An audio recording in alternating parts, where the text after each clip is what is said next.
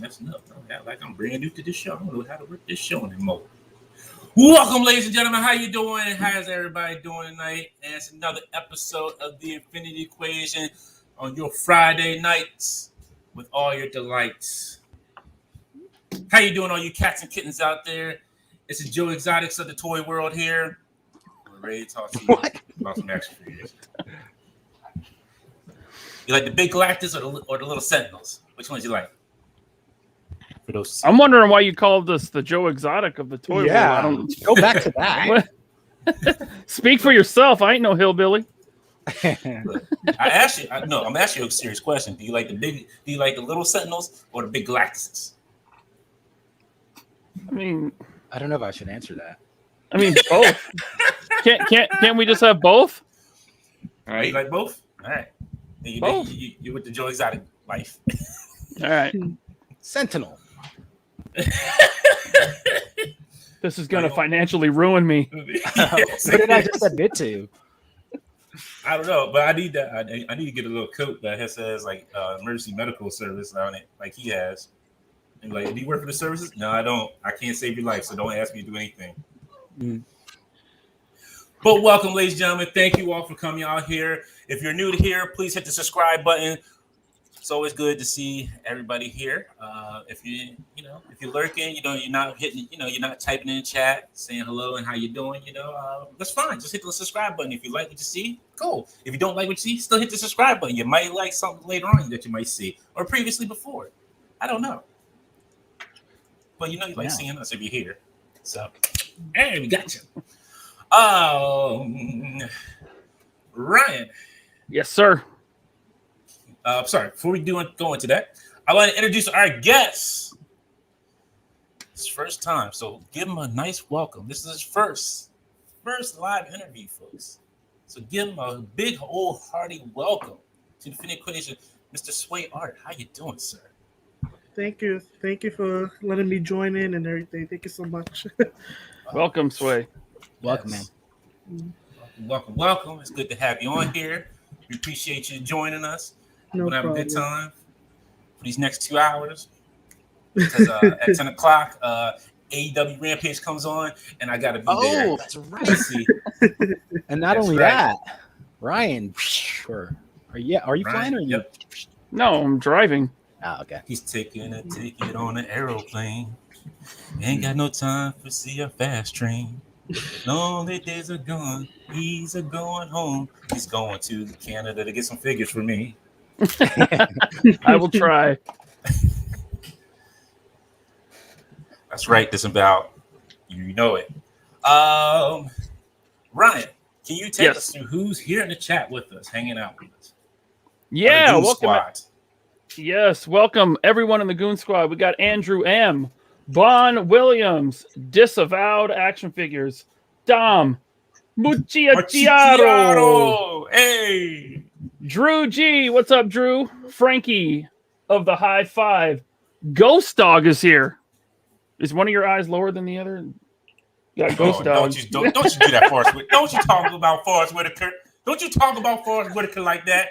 You were making fun of him for Rogue One. Look, get that. We'll come back to that later. Go ahead, finish. Greg Fenstad, Greg Miller, High School Creations. What's up, Mike? James Salzberg, Jeff Morris, Jim Largo, Johnny Cock,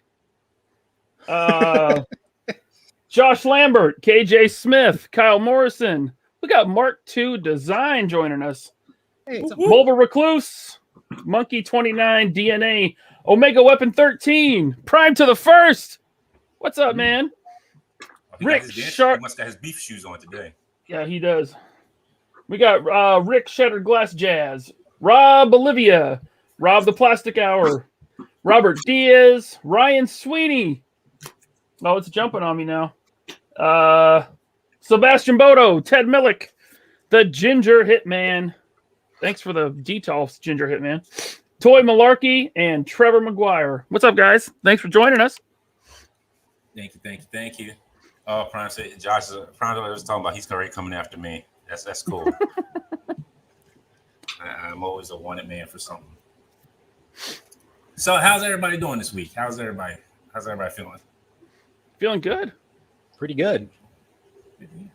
Same old. Are you mute? Sorry, I'm gonna unmute you real. Oh, you gotta unmute yourself, Sway. You're muted. You can hear me now? Okay, cool. Yeah. Yep. Glad everybody's had a good week. It's not a really big news week this week. I mean, there was a couple things. Something really big happened today. Yeah. Something that none of us thought was going to happen. Yeah. Right? Yeah. Mm-hmm. Yeah. Did I miss something? Yeah. So. Did you miss something? You bought into it. You all bought me into it. That was the most surprising of all. You bought me into that nonsense. But we'll get to that later. Just real quick, I just want to go over some things. What was that? This week, Avengers Tech on drop from our previous guest Chamba and Jim Zub. It's a really good read. I'm going to give you a little sneak peek here. Look, there's a peek. There he goes. You got to go out and get it. I'm not going to get the whole thing up for you and let you look at it and read it for free. But go out there and get it. Definitely great. And be sure to get next week's issue. I'm just going to let you know. It's a little surprises in there. So definitely get next week's issue. Can't tell you what it is, but don't be surprised. That's it for this week in comics. So let's start off with what we got this week. We'll start off with Mr. Alex down there at the bottom. What you get this week, Alex? Oh, wow. Well, today I got a surprise. I got the NECA April movie version. Oh, you got knobby knees. Yeah. And looks pretty good. And there they are. Oh, wow. Look at her knobby knees. But show them knobby knees again. Let me see them knobby knees. Ooh, look at them knobby knees. But Trevor Grove. Yeah. Nice head sculpts. And the box art is like you see it changing. Ooh, it's lenticular. Yeah, that's really what is that called, Bobby? Lenticular. That's it. Mm-hmm. Yeah. So that's all I got this surprise. Last minute. I'm wondering why I didn't get mine. I'm like, because I'm waiting for the signed version.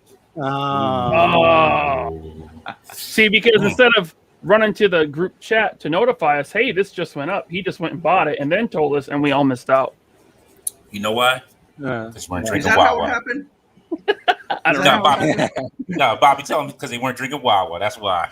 Well, you know what it is. Oh, is that what that is? I'm usually always the last one to get to something. So the fact that like I went to the site and it was available, and I was like, "Holy crap! Like I can get this." Then I got all excited. So. Oh, Yeah, you told us the story already. Dick. Hey, enjoy your unsigned April. Oh, I don't care about the signature. I want the jacket. he went for no legs, Lieutenant Dan. April. You know what else you want? Ooh. Who's that? Alex don't get it. Oh, buddy. Ooh. Buddy. Focus. No, That's focus. that's worth a couple bucks, huh? Yeah, he's like a $250. 200, 250. Is he really? Yeah. Holy crap! I should sell him. You got the box, little accessory? I have everything. I got the box. I got yeah. Mm. Oh, cool. He has his little light up Let me know if you fire. do. Just real quick, Stratton says I already ordered the variant cover. Vintage Tech on. Thank you. Very nice. Very nice. Yeah, I went to my comic shop to pick that up, and they were sold out. Ooh. So I went on eBay, and it cost me like $8 shipped, which wasn't too bad.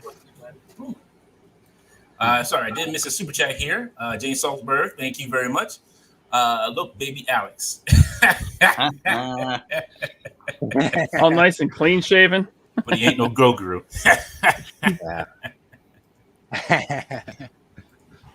Well, Okay. Swag, did you get anything cool this week? Me? No, not really. I've been so busy this whole week, like getting a lot of projects done. I did went to my local comic shop just to be able to do some a little bit more signings, because I did the cover for Valiant for Savage that I had to exclusively do for I don't know if you guys heard of this Brooklyn comic shop, Bulletproof, but yeah.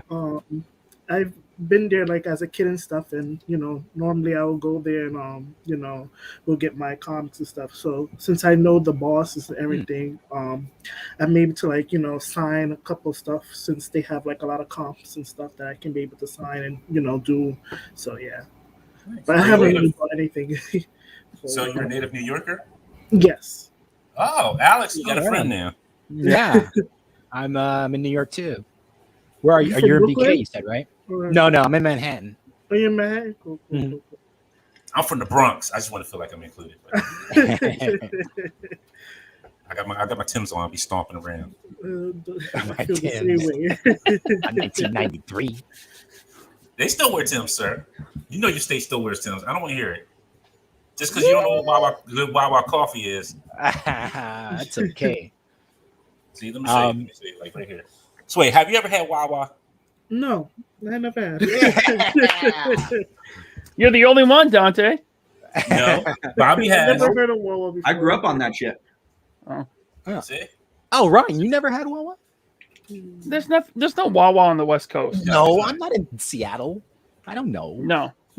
No, they're only East Coast. We said this before. They're only East Coast, sir. Well, why aren't But they it's here? not, I'm it's on the not East even Coast. all East Coast. It's only Yeah. New Jersey, New York, Delaware. It's only a few states. It's not even the whole Yeah. East Coast. Not New York Because City, they though. You know why they do that? Because everything is done in PA, so they don't want they want everything fresh when they ship it. Mm. So Fresh microwaved food? I don't know about that. Hey, shut your mouth. microwaved. Sir, it's oven cooked. What are you talking? See, I worked at the Wawa, sir. You don't know what to. Thank you, Oh, Jay you did? Saltberg. Oh, that's how you're taking it personal. That's right. I'm taking it personal. Thank you, Jay Saltberg. Says that Wawa is the best. Thank you. Oh, guess who just joined us? This dance studio's open, Mr. 796. Sway, if you ever need dance lessons, 796 has always had his dance studio open. He's a great guy. He Okay, teaches some dance. 796. 796 Studios. Gotcha. No, He I'm only- joking. He only teaches one dance. He does the Cabbage Patch. Oh That's God. what he's known for. Oh man. Bobby, what'd you get this week? I got a bunch of stuff. I'm not gonna show it all. Sal from 2 Cents Toys came by the office on Saturday or Sunday. One of Good those show, by days. the way, the other day. Yes. What was that? Excellent. Good show. Oh yeah, the show. Yeah, show it was, the that other was a day, great by the show. way. I had a lot of fun, man. I had a lot of fun, man. I love talking with Sal. But he found me a bunch of Snyder Justice League figures and some Motu Origin stuff. So I was excited to get a lot of that stuff. And then for the time capsules behind me, I got something I was missing that I had when I was a kid, and I got a Rock Lord. Ooh. Oh wow! GoBots. Is that No, GoBots? Rock Lords, Dick. Rock Lords, big difference. Weren't Is they? there anything? Is there anything cooler than a robot that can transform into a rock? Exactly. Right. Exactly. It's GoBots though, right? No, they're Rock Lords. They were done by a totally different company. Rock It's not Lords were Tonka. done by Tonka. GoBots were done by Mattel. GoBots with the perk version of Transformers. GoBots were I- Mattel? No, I they thought weren't. GoBots were Tonka. Yeah, GoBots were Tonka. Oh, they were? Yeah, Oh, but yeah, either I thought way, so. it's a completely All right. different line. just a completely different Okay. line. Okay, because you know, at the very end of GoBots, there was a line called like Rock Lords or something Oh. like that. Maybe that's what this Rockbots. was. I just remember having one as a kid, so I wanted one. Yeah, they made an animated movie and everything. The GoBots were better too. Hmm. Oh, really? No, let's go get that. Okay. I ride my bike with no handlebars. Sorry. Cool. Johnny Cook says, Laser Pants, Ryan, are you planning to be at Emerald City Comic Con this winter? I answered him in the chat. Okay. At first I said no, and then I thought about it, and I said maybe. Gotcha. So I do not have a ticket yet, and I don't really like going to downtown Seattle anymore, but I'll leave it at a maybe. We'll see. Robert Diaz with Super Chat says, Portellos? Is it Portellos? Or Portellos is king? Portillo's? Portillos?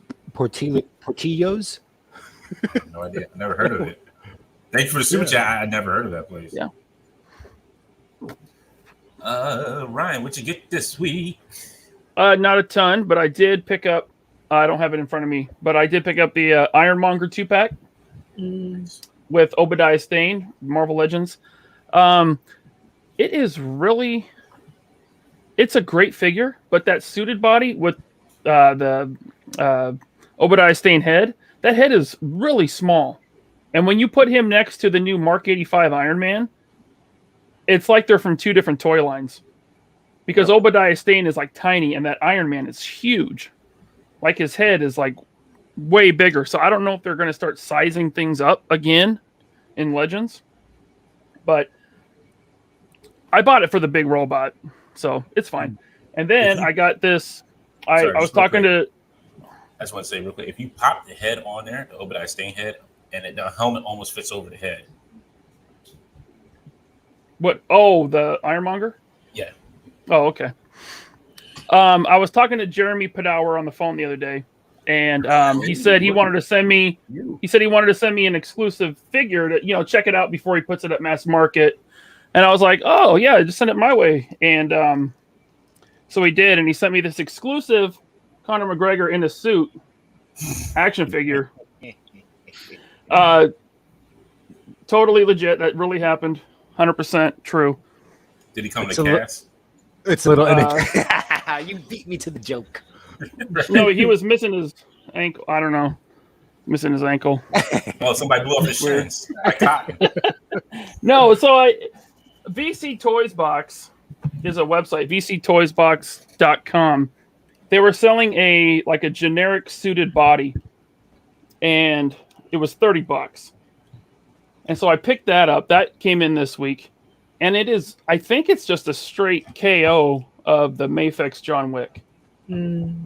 So for, $30, and it came with all the hands. It just came in a very simple box. Open it up, the styrofoam figure, all the hands. But for $30, super nice. I don't know what head I'm going to put on it yet, but that's all I got this week. Nice. Robert Diaz says this is the Dak Prescott variant.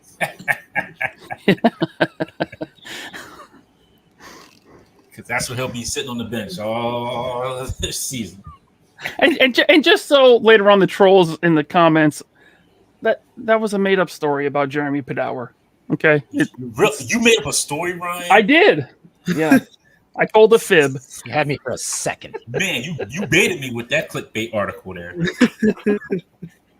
He is a big fan of the show, though. Yes. And we I love think. We love Jeremy. Hey, look, we love Jeremy. I love his AEW figures. I love that scale ring that he came out with too. I've love talked what to he- him about coming on. Let's have him on. Yeah, I got to get back to him. He's more than welcome to be here. So I love to Man. talk about some AEW. Big time Bobby. He's got a. Right. He's I know putting- connection. I know He's sending Jeremy Padower straight to voicemail, huh?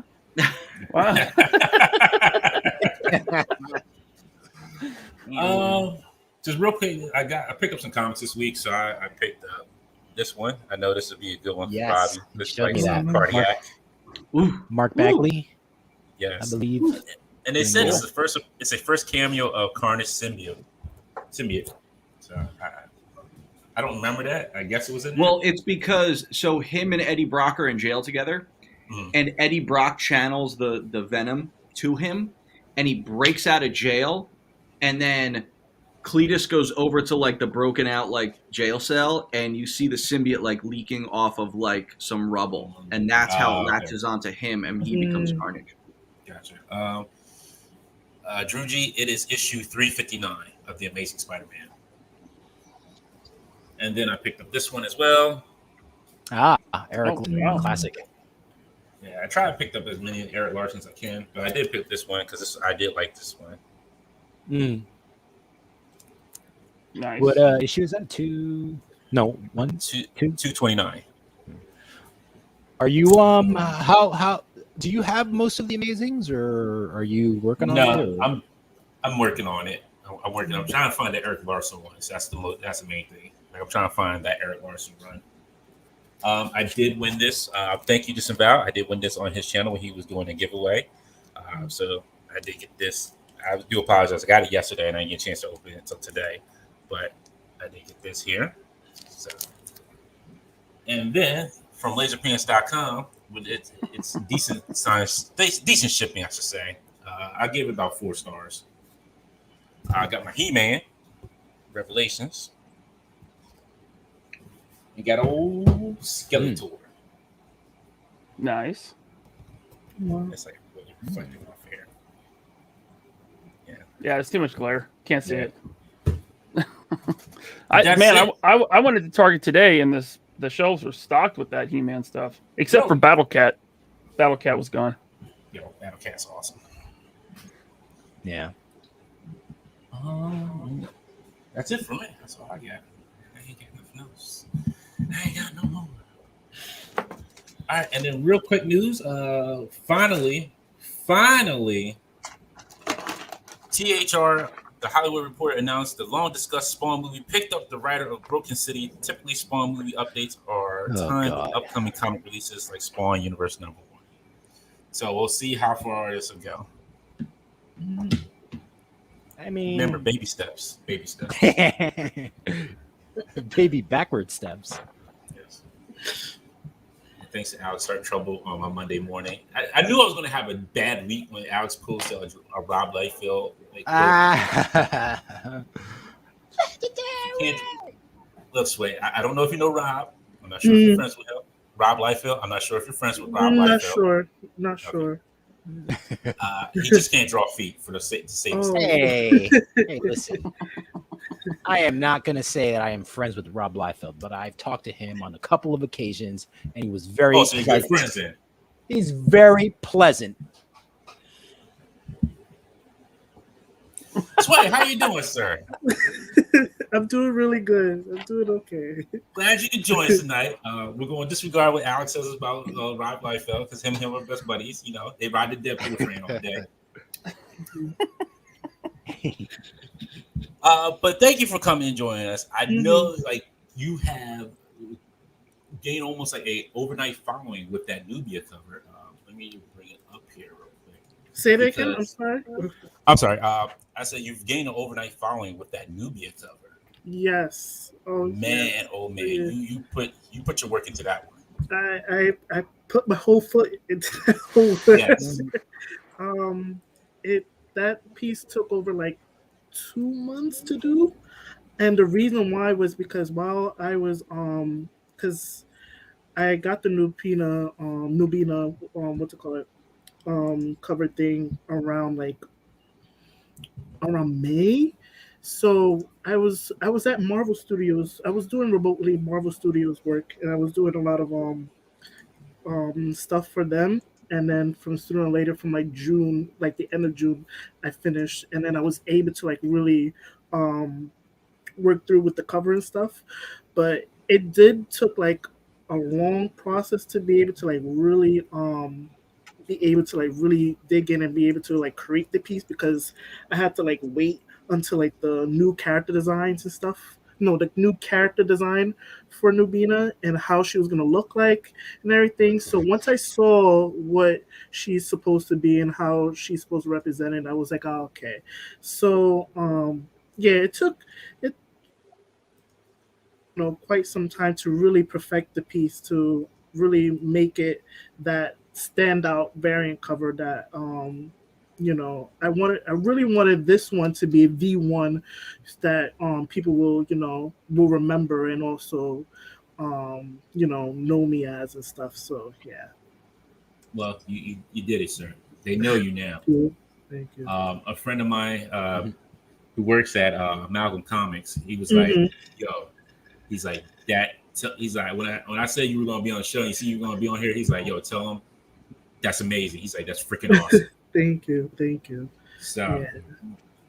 yes, you this this is what a lot of people, as African Americans, we've been looking for something like this, and this Yeah. this hit the mark right here. Yeah. And also, to add on, the reason why it took so long, because I really wanted to be really something that a lot of like other black artists or black people who will like see it and be like, oh, okay, who is this, or in a way also feel represented. So in a lot of ways, I didn't want it to you know be something that is a, what's the word, um I didn't want it to butcher it, you Right. know. I really wanted to be something that was like the main mission to creating that cover was just to make it be iconic. So yeah. So that was the main goal, to really be something that, you know, people will see and remember and stuff. And Nubina has been like, she's been a character that's hasn't been like in like the spotlight for so long. You only see Wonder Woman. So, for her to have this like, this big debut, moment in DC, that I really wanted her to, be someone that is not just Wonder Woman's sister, but Nubina as her own, so, and her own character. Very well done. Yeah, yeah, came out great. Sway, I'm kind of curious. Hmm. What about Do you have any art education background? Are you self-taught? How did you get into drawing and Um, illustrating?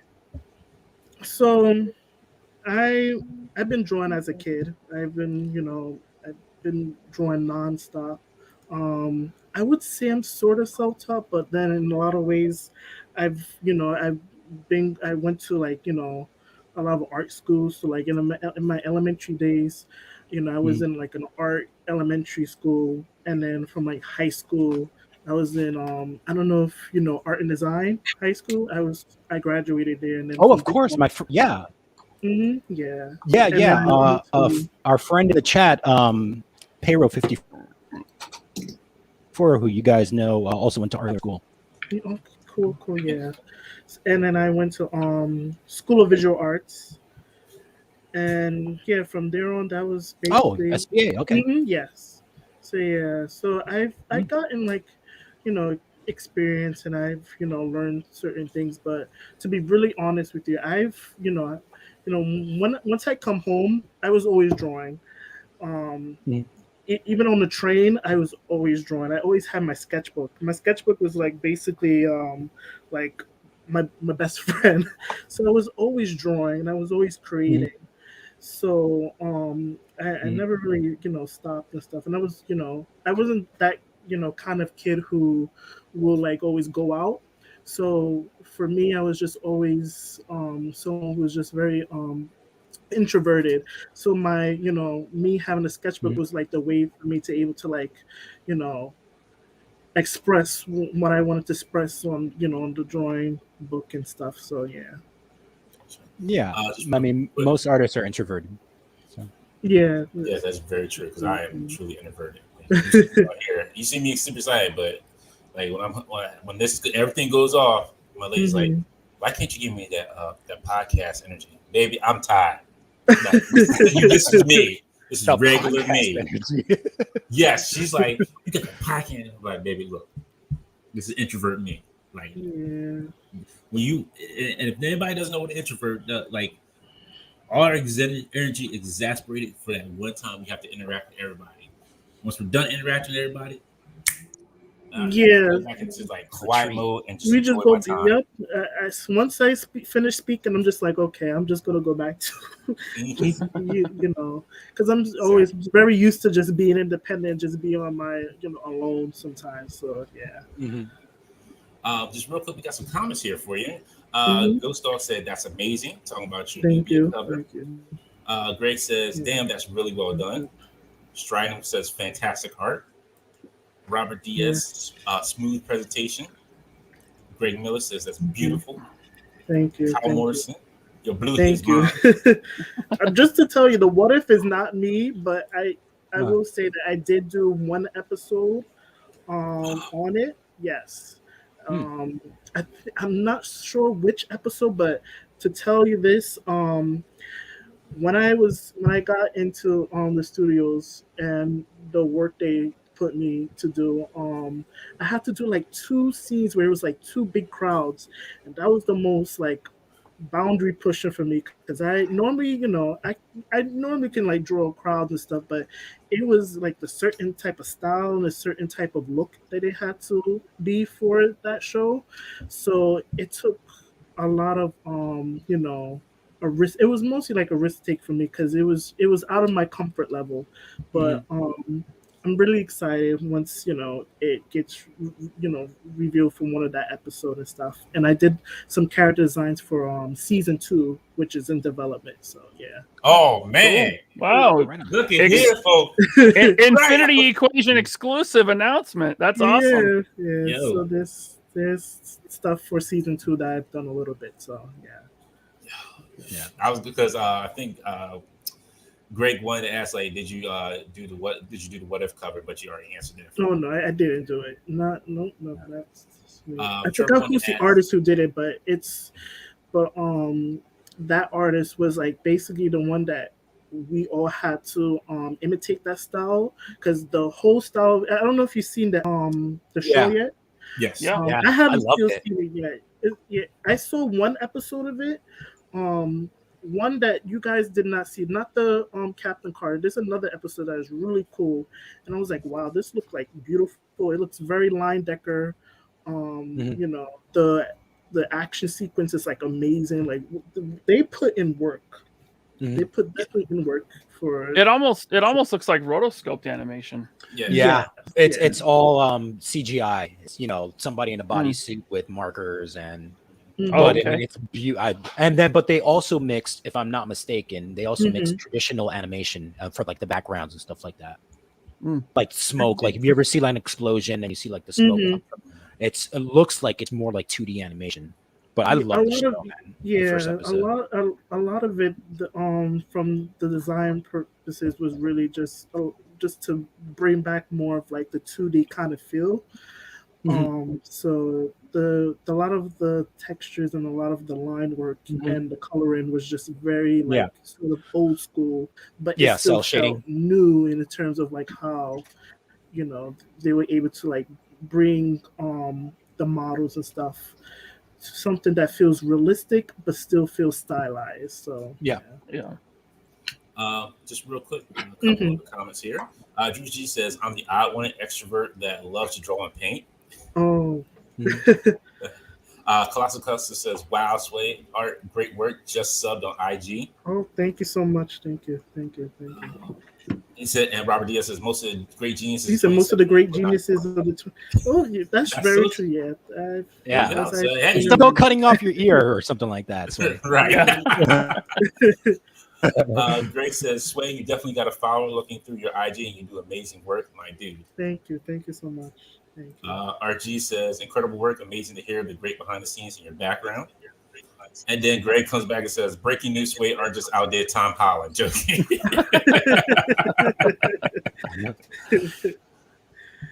Yeah. Oh my goodness. But yeah, going through like your artwork here. That's awesome. It just blows me away. Like, and just your Thanos one. Like, I love that one. Thank you so much. Now for this, sorry. No, you can go ahead. Go ahead. I was going to ask. So for this Resident Evil one, is this for? Was this for like the guide, or was this part of like some art? Or was it part of the artwork for the game? Oh no, this was fan art. Normally, Okay. I always like to take my, a lot of my work kind of like professional, like, so I normally just always put like the titles and everything, just in case if people don't know what it is. But sometimes I always, put it in. But yeah, for this one, I wanted to do like a my own kind of version of Lady Dimitrescu, so. So I really wanted like do like a different kind of fashion take on it and stuff. So yeah. So real quick, I just came across this. So you did Dr. Afro. You did a cover for it. Correct? Yes. We had a guest. Now I forget his name. Oh my goodness. I know he's gonna be mad at me now. Height? Yes. He was on here and I didn't know he was doing Dr. Afro. So it's funny that everything kind of comes full circle. Oh yeah. Wow. Yes. Yeah. I did a lot of the I was the main cover artist for a few of the Dr. Afro, and I'm also supposed to do a variant cover for the series. So yeah. Nice. So besides like just drawing, do you have anything that kind of like you do like you collect outside drawing, like maybe like statues or just more like artwork from other artists? Say it again. So besides just doing like drawings, is there anything that you collect like that's outside of just doing art? Do you collect like other artists' artwork, comics, statues, figures? Yeah, I have I can't really, but I have like in my bookshelf like a whole bunch of like comics that I have, and like right in front of me there's a whole bunch of prints that I normally get from New York Comic Con. So I don't know if I can move it, but That's fine if you can. No, you don't have to show it. That's okay. I'm also a comic fan also too, so I have like a whole bunch of stuff and everything. The only thing that's kind of sad now is that because I'm in the industry, I don't get time to always read a lot of stuff. So I'm always like, doing covers after covers. So sometimes I just be like, I don't get time to like really sit down and read a issue. So what as a kid, what brought you into comics, and who were some of your big influences? So one of the big influence was Adam Hughes. Oh, okay. Another influence is Terry Dodson, and Terry Dodson is also my mentor and also a friend. I met him from high school while at New York Comic Con. So I was just like, holy crap, like I remember because usually my high school will have like booths in New York Comic Con just to like sell our artwork and stuff, because I was a cartooning major. And then so once they will give us like time to like go to like Artist Alley and everything and stuff. So I went to Artist Alley and Terry was there, and I remember just talking to him and everything and stuff. And then I showed him my sketchbook, and then he was very impressed to a point where he reached out to me on Twitter, and from there on he wanted to like help me and give me advice and tips and stuff. So yeah. Very cool. That's awesome. That's always good to hear that artists are still like receptive to other people who show their artwork. Because a lot of times it's like, look, I ain't got time. Like, you guys go send it through so and so. Yeah. Look at it and all that. But it's good to hear that some still, get a time to people like, hey, can you take a look and give me some pointers and tips? And that's always good to hear. And I think that always helps everybody. And from like going to New York Comic Con, like every like 1 or 2 years and stuff, I always bring my portfolio and stuff, and always like show my artwork to other artists and stuff. And that's how I kind of try to network. And also, while I was knowing Terry, I was also his assistant at times, just to like help him at his booth and stuff. And just like learn like how to sell things and everything and stuff. So yeah. So you mentioned that as a kid you would go to Bulletproof Comics in Brooklyn, New York. So 12-year-old Sway Art, he walks into Bulletproof Comics. What's on his pull list? Say it again. What's on his pull list? My pull list. Like what were some of your biggest influences? As a kid, like what comics were you picking up? I would say I was okay. It would be mostly Catwoman, Black Widow. I was very into like the anti like sort of hero characters, and I was always into the badass female characters. So I was always going into just interested in those comics than like Avengers and stuff. So what else? The Young Avengers. My first comic that I remember getting when I was, with my grandmother, and I remember Toys R Us, they used to have like a side where they had like comics and books. So I remember getting an Ultimate Spider-Man comic book. I think it was the first volume, and that was the one that was like really, I was always interested into Spider-Man and stuff. So yeah. But it was either Catwoman, it was either Black Widow, it was either the Fantastic Four. The Fantastic Four was also like one of the biggest like superhero teams that I was like in love with, because I remember when the movie came out, I was like, oh my gosh, this is so cool! Like you got like a Human Torch who's like fire, you got a stretchy guy. So I was just so into it. So yeah, it was Fantastic Four and it was Black Widow and stuff. So. Well, I just want to thank you for making me feel incredibly old, because Ultimate Spider-Man came out when I was an adult. Yeah. Thanks. Yeah, thanks, Ryan. Yeah.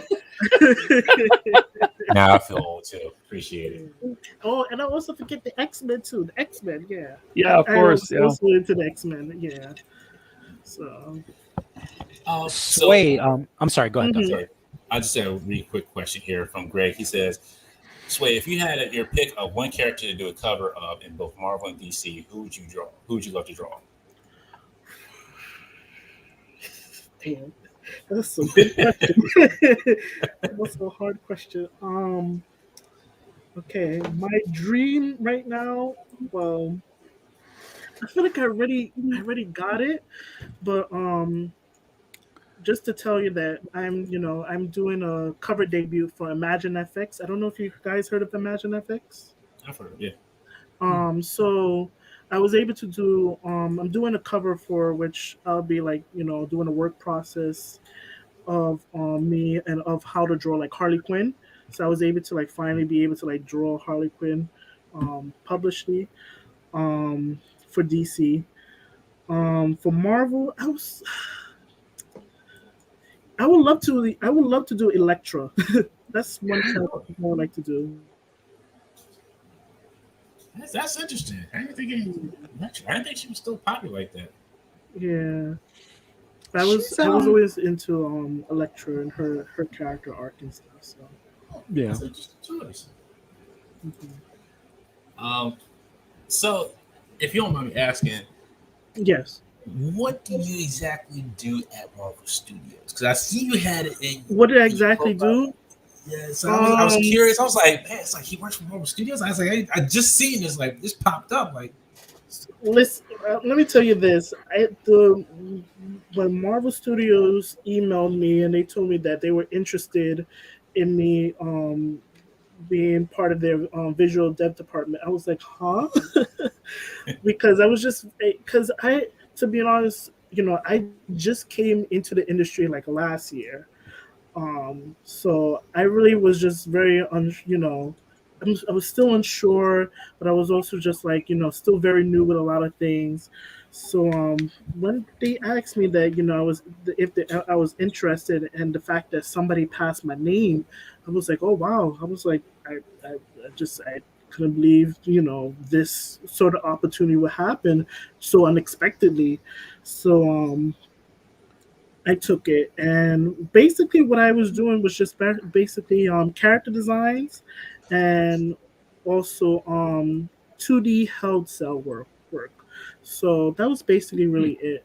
So I didn't really do anything else because it seems like from the work that they saw and everything, they wanted me to do a few stuff for them. So yeah. good. Now I know somebody who work at Marvel. Now I feel good.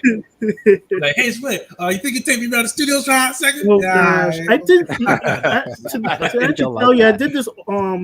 I was doing this remotely, so I wasn't able to like go to like LA and see the studio and stuff. But it did kind of felt with how in terms of like me having my own like email and like certain things and stuff, and I was just like, oh wow, okay, so yeah. Nice. I'm sorry. I know you had. Did you have a question earlier, Alex? Oh, I was just gonna ask Sway if you can name like an influence or two that Oh, we asked that while you were taking a leak. Okay. Oh, did you? Yeah. I can give you more. I also interested in Phil Hale. Yeah. I love Sargent. Um, who else? Mobius. Mobius is a Of good course, one. yeah. No. Great European artist. Yes. Who else? There's a lot. Yeah, But I think those course. are the main. Also, those other ones that I was really interested. But Adam Hughes and Terry was like the main ones that I was just like yes. And I remember, when I was in high school, I remember it was I don't know if you guys remember the Wizard magazine. Oh yeah, Of course. Yes. So They're still around. They still around? Really? Yeah, No, they're are they not. really?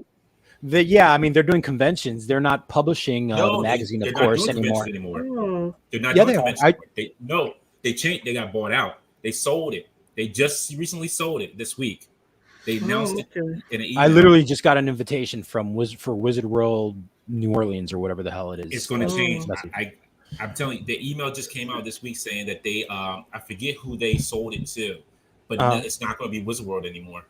Oh, well, whatever. R.I.P.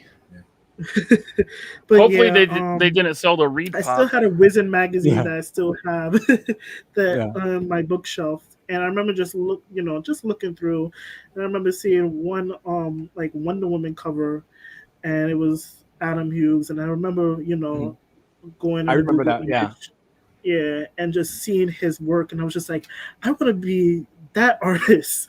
And from there on, from high school, I was just stealing a lot of his style and everything. And from there on, I was a very big Adam Hughes fan during the time, and still am. Yeah, but no, he's very once I saw influential. but once I saw his work, I was just like, I want to be like him. Yeah. Just real quick, Art G says it's Fan Expo, and so is Don Marchiciano says Wizard is Fan Expo now. I think it's the previous CEO of the Wizard that got fired a few years ago. Yeah. So it's Fan Expo now, Alex. It's Mucciaro. I'm sorry, Mucciaro. Sorry, I was reading it pretty quick. That's why. Yeah. But yeah, now that's what it is, Alex. Wizard World got, I guess, bought out by Fan Expo, so now it's just going to be. But it was Wizard World was dying off anyway. Unfortunately. Yeah, I mean it was towards the end. I mean I haven't done one of their conventions in like 8-10 years or something like that. I don't know. Yeah, long time. Yeah. But towards the end, they started having artists sign contracts where you would have to hand over a percentage of whatever it is you made. I was like, get the hell out of here! For what? I pay for this table. Why am I going to give you a commission off of?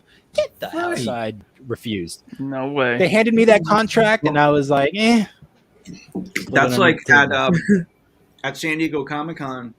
If you notice, all the exclusive items don't have the Comic-Con sticker on them anymore because Comic-Con started wanting a percentage of it. So we're like, fuck off, man. We're just not going to put the sticker on it. And we didn't put the sticker on it. Yeah. That's wild. That is really wild. Now everything says like summer convention exclusive and now they use like the same item for multiple conventions. Yep. So I'm gonna have a Laser Pants exclusive at Near Comic Con. Really? Yeah. Why Don't not? lie to me, because I'm gonna be there. Yeah, let's do it. I know. You could put like your little sticker or something on it, like super rare exclusive. I'll put. I could put other stuff on it too. Oh goodness. Not your hot rod. Greg has got a question here.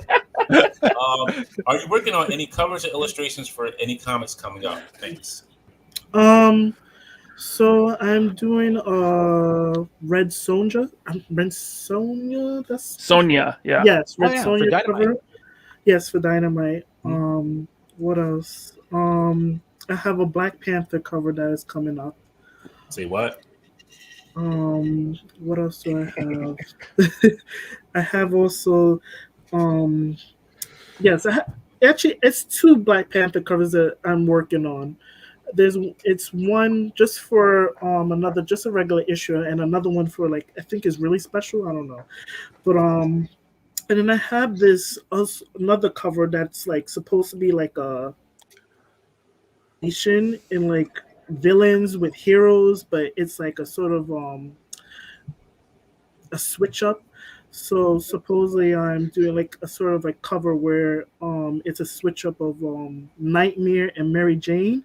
So Mary Jane is gonna be Nightmare, and I'm gonna be doing some like a bit of I'm gonna be doing some character designs and stuff for that one. So nice. Very nice. I say, man, you are a busy man. And only a year in or so, right? Not bad. Yeah. That's awesome. Yeah. Like Alex said, like for being a year in, you are knocking it out of the park, sir. Congrats. Thank you. I wish you all Thank you so much. That's freaking awesome. So we're getting into the second hour. Getting ready to get into the second hour here. So Sway, we're gonna talk about some toy news this week. So I'm gonna bring it up here. Let's see if I can find it here. Oh, I can't see anymore. Is there any toy lines or anything you collect, Sway? Me, no, but I wish I had like the space in order to do so.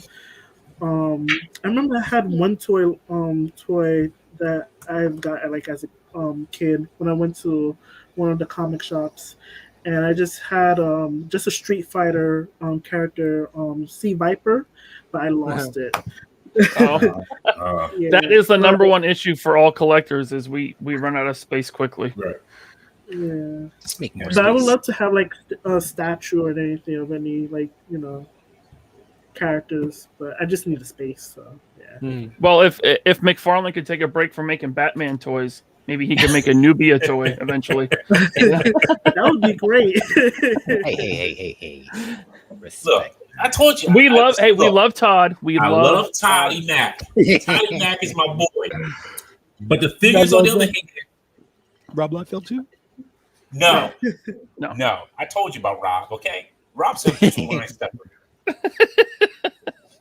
He can't even step over the line because he can't draw the feet to step over the line. That's what it is. So he's not even a habitual line stepper. Dude, He's like he just erases the line and draws it wherever he wants. Yeah, because he has to. Like when they say, like, hey, can you draw somebody running? Nah, but I can draw him standing still real quick. All right, cool.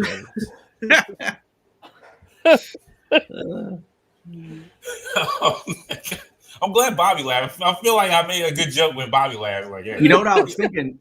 Because I set up the gym here at the office. What I need to do is I need to get a picture of Cap from profile view So I have like motivation, Life of the goals. kind of chest that I want to get. So when I'm just getting up there, I'm like, yeah, Cap, that's what I'm talking about. You get that good chest. Mm-hmm. You My can't chest achieve is going to go out perfection. past my How feet. did that happen in terms of that whole drawing?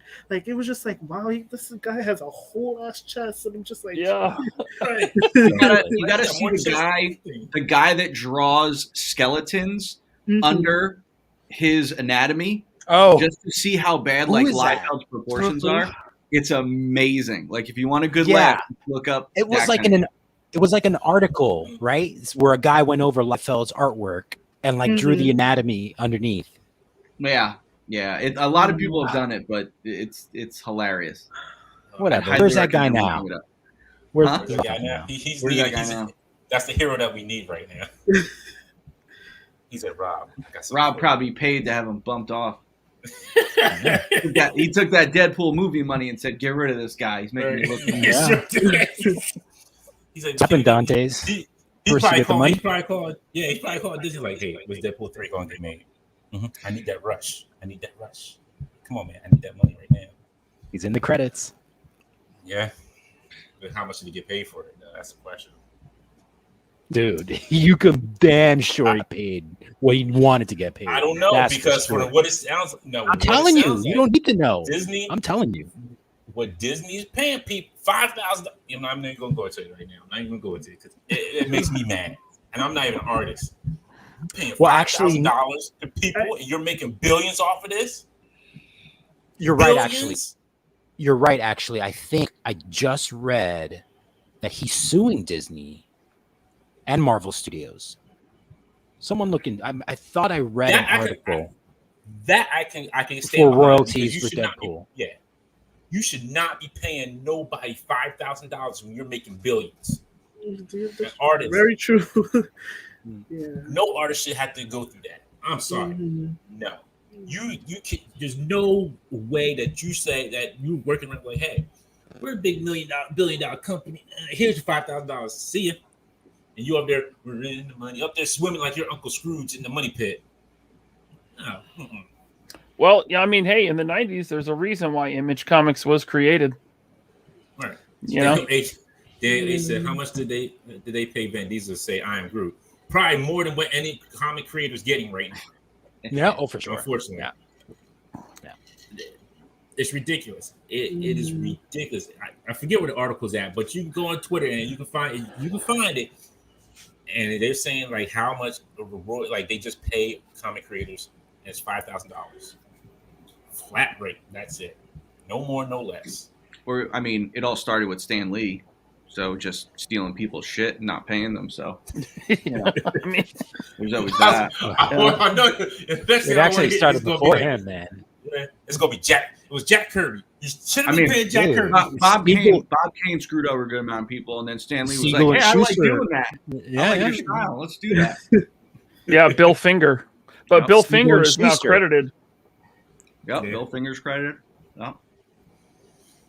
Scumbag Stan Lee sued Marvel because Marvel wanted to give Steve Ditko credit for creating Spider-Man when the first Spider-Man movie came out. So Stan Lee sued Marvel because of that, because he's a piece of shit.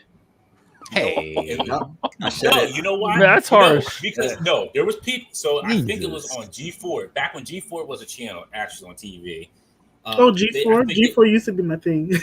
Yes, and you remember those Stan Lee skits they always did on there. I think it was on Attack of the Show, and it was always Stan Lee's like, yeah, he's like, and I was banging Jack Kirby's wife. I'm like, damn, really? Yeah, those are really good. Hilarious. That's right, true believers.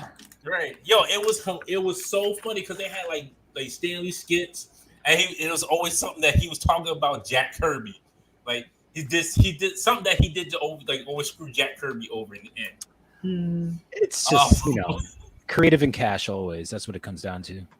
Yeah. Blake with the super chat. Thank you very much, sir. Showing some love for the Infinity Equation. Appreciate it. Hey, thank you, Blake. All right, so let's get into some semi reveals and things we knew that were kind of coming from the Hasbro Legends team. They had a Fan First Monday for the first time ever. Yeah, it's like how many fan first different days are there? There's a Wednesday, there's a Friday, now there's a Monday. What's what? I think it's Monday, Wednesday, and Friday, and they kind of alternate. It's always when people are at work, which I don't get because they know that everyone that's buying their product now is an adult collector. Mm-hmm. And if you're going to collect toys, you probably have a job. Yeah. So why do they do it at 8 in the morning? I mean, on the West Coast, 8 in the morning on Monday, Wednesday, and Friday. Bobby, why? Because they're on East Coast time. Yeah. I mean, I don't know. Listen. If I had answers for why they do the things they do, I don't know. I mean, maybe they just think nobody's working because they're not back to their office yet, so they just think nobody's working. So everyone's home. Everyone can just hop online and just do whatever they're doing because everyone's home. They're still working remotely. I don't really work. They're still working remotely. I just found out that they're going back October 18th, and they're making it mandatory that you have to be vaccinated to go back. Oh yeah. Good job, Hasbro. Yeah, that's good. Good job, Hasbro. Yeah, our jobs are doing it now. It's I don't know. I have to go back. I don't have to go back anytime soon, which is awesome. So I can sit at home and watch TV all I want and watch Hasbro live streams. Oh, you're working remotely too? Still? Yeah, I work. Yeah, I work. I love it. I love it. How do you think I be watching all these movies? I watch Fast 9. I watch Batman: The Long Halloween Part 2. I be sitting here watching Law and Order all day. I hope no one from your company watches this show. I was just going to say that. They don't know about this podcast. And if they did, what they going to do? When you talk bad about this, I was like, well, a lot of racists still work here. So what's the difference? Next week, we're going to start the show. Dante's going to be like, so I got fired this week. You know what? That'll probably be the happiest you see me. I was like, I was just going to these say. motherfuckers fired me. Hot damn, I'm released out of that job. Hot damn. Yeah. I'm going to work with these idiots. Yeah. Look, let me tell you how dumb my job is. We didn't have printers working for 5 weeks straight. 5 weeks straight, printers were down. Nobody could print. There you go. That's my IT department. All right. We got I guess, is it Undead Hand Ninjas? Yeah, which was a surprise to me because they've teased Shield Agents and they teased the Scroll. Right. But the next army builder they give us is a Undead Hand Ninja. Well, these are probably already sculpted up, so they just had to only change the paint color, too. Well, so are Shield Agents. Yeah. I mean, and the Scroll, I mean, I don't know what buck they're going to use, but I imagine it's the Bucky Cap body. But yeah, I was a little let down. I mean, I still ordered 2 of them, of course. I don't think I got it in. You didn't order none of these? No. I would have ordered more, but to get them to look right, it takes so much modification because, I mean, they're way too tall. The head sits way too high on the neck. Just the proportions are a little wonky, but a few modifications, I think, make them look really good. So I picked up 2, and they did raise the price. I think it's $1. Like the old army builders were $15.99, and these are $16.99 now.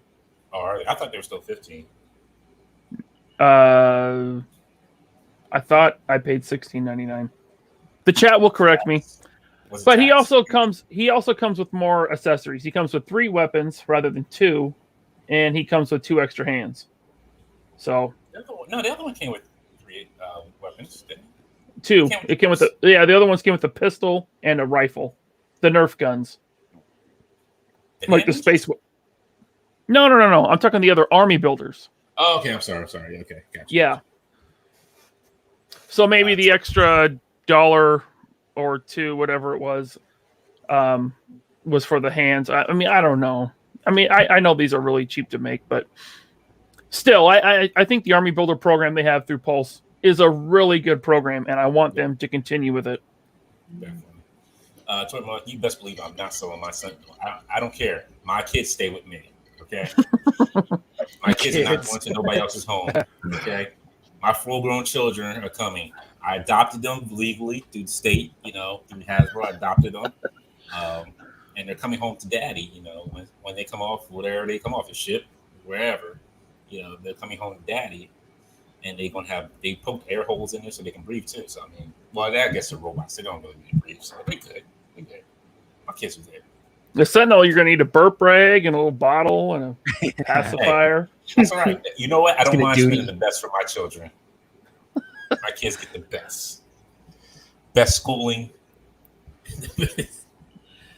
Take them to preschool. Oh, you send them to school? Yeah, send them. I send my school. I send my sons to school. Next up, I was super excited about this one. The High Evolutionary. Finally, I've been asking for this. Finally, we're getting it. I've been waiting for this.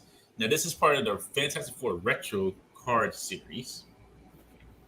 But finally, you know what? They could have threw a little computer or a book with them. I would have been happy with that. But, extra hands is not bad. It looks to be all new sculpting, which I'm always for. It's always good to get that in the Marvel Legends line because Marvel Legends is like 90% reuse. No, yeah. So it's always cool when you get something that's all new. I think it's all new. Like, are those Deathlock arms and legs? Maybe. I gotta look at my Deathlock. I mean, the boots are different for sure, and the gloves. So. I'm trying to see my X-Force Deathlock. I wonder if they justified the new tooling for him so that they can do the purple version. The comic accurate one, because this one is the red one from the show, but in the comic, I'm pretty sure he's purple. Yeah, I think he is purple in the comic. But they've also never done the High Evolutionary before in the Marvel Legends line. Mm. And so in 19 years, this is the first time we're getting that character, which is awesome. I'm happy. I am super happy for this. I am glad we're finally getting him in figure form. Even if they come out with another one in purple, I will be there to buy it. Because this is a highly evil villain that I need in my Marvel Legends line. And all those little rivets on his suit there are all painted. That's it's going to be hard to find one with absolutely perfect paint. And what these fan channel exclusives, or are they wide release? These are wide release. I think they're going to be wide release. No, they might be online exclusives. I can't remember. Yeah, I don't remember. But no, I mean, High Evolutionary is a big win for me. I like it. Trevor says the High Evolutionary looks good. He looked like that at Annihilation Conquest. Rick Sharkglass says the High Evolutionary looks pretty regal. This version looks really unflattering. Trust me, they'll come out with another one. Don't even sweat it. They will come out with another one. 100%. They never just do one character one time ever in Legends. There's always another one coming. Robert Diaz wants to know where his bong is. High Evolutionary. Good one. Got dad jokes. Pothead dad jokes. What my core what? It's funny. It's my kind of humor. Oh. Just like that Godzilla was. There was 18 inches. No, that's You say you wanted 18 inches of Godzilla. Or Bad Dragons. What he said. What comes first? But dude, I love old school. I love the back of the card on this with the other figures on the line on the back of the card. Like you guys like these retro cards? I'm sorry. Yeah, I think they're cool. I don't think there's much going on in the front compared to even like the stuff during that time, like the Spider-Man animated in comparison. I just don't think there's that much going on in the front. I would have to look up the Toy Biz card. Because that's what it's. This is basically a Toy Biz card. Yeah, this is basically it is. This is it. Yeah. Because that's how they came out when the Toy Biz. Because I had to think. I got the Thing, Invisible Woman, and Mr. Fantastic from that line. Because Mr. Fantastic had the little stretchy arms you could pull them like almost like Stretch Armstrong. Yeah, I remember that. Have you guys seen the pictures going around comparing the head on her to what was that Wayne's Brothers movie? Oh yes, Where White Chicks. White Chicks. Yeah. Yeah. Yes. hilarious. She does, I she does think, have a little- I think that was Todd that made that. Was it? Yeah. Todd was throwing that up there because he's like, this head is broken, man. I mean, I like the hair sculpt, but her face and these are probably paint masters, Bobby. No, these look like they are production figures. Oh, okay. Yeah. That's unfortunate. Well, I have like 2 Sue Storm heads already that I'll be swapping out onto this one for the classic look. Hopefully, I think it's just the hair. The hair is like pompadour-y. Like, yes, well, thank you. Greg says it good too. He says Sue was trying out for hairspray. That's what it kind of reminds me of. but I mean, but if you look at 1960s era Fantastic Four, that's what her hair was. But is this it was a little bit shorter. It was a little bit shorter, and I mean, yeah, but I mean, are any of you guys in on the Mezco Fantastic Four box set? Or no, I did. No, I wasn't. I'm sorry. sorry. Just go with those. I had to pay $400. No, look. The thing is, I already paid $400 for a Sentinel and Galactus. I couldn't do it for all Fantastic Four Mezco ones. They look good. Don't get me wrong, but I just could not do it. Yeah. Same here. Like I like Marvel Legends a bit. It's like one of my favorite lines to collect. Mm-hmm. And I already have 2 complete teams of the Fantastic Four, different costumes. This will be my 3rd. Yeah. So what's I couldn't, even though the Mezco looks so good, I couldn't justify the $450 for another Fantastic Four team. Mm-hmm. And then you're gonna get another Fantastic Four retro card fit. It's like you're Fantastic Four out at this point. And honestly, I am. I'm Fantastic Four out because this is the 3rd time we're getting in line in Legend series. And this is why I say I was like, I wasn't going to do the Mezco ones. I was going to do these last ones, and this is it. I no more Fantastic Four for me. I don't need no more. We got all 3 suits. I don't need them. Don't give me no Future Foundation suits. I don't need those. This is it. Future Foundation's coming next. I know, and that's what I said. This is it. I can't do it. If Future Foundation comes, I can't do it. Like it's too much. This is too much Fantastic Four. It's too much F4. If you're gonna give me Fantastic Four, give me the Great Hulk, give me Ghost Rider, Wolverine, Spider-Man. That's right, Bobby. That's Fantastic Four. That's a Fantastic Four I deal with. Stop it, Greg. If they do those movie versions of Fantastic Four figures, I'm definitely not buying. I'm sorry. Four Stick, the Josh Trank Fantastic Four. What movie is that you're talking about? The one I watched like a week ago. Josh Trank made that the other movie with the superhero. Like they had the 3rd one. Yeah, the reboot. No. Oh, the reboot. What reboot? I don't know what you're talking about. Where have you been? Reboot who? Don't know her. Josh Trank only made one movie in my mind right now, and that was the one where Chronicle.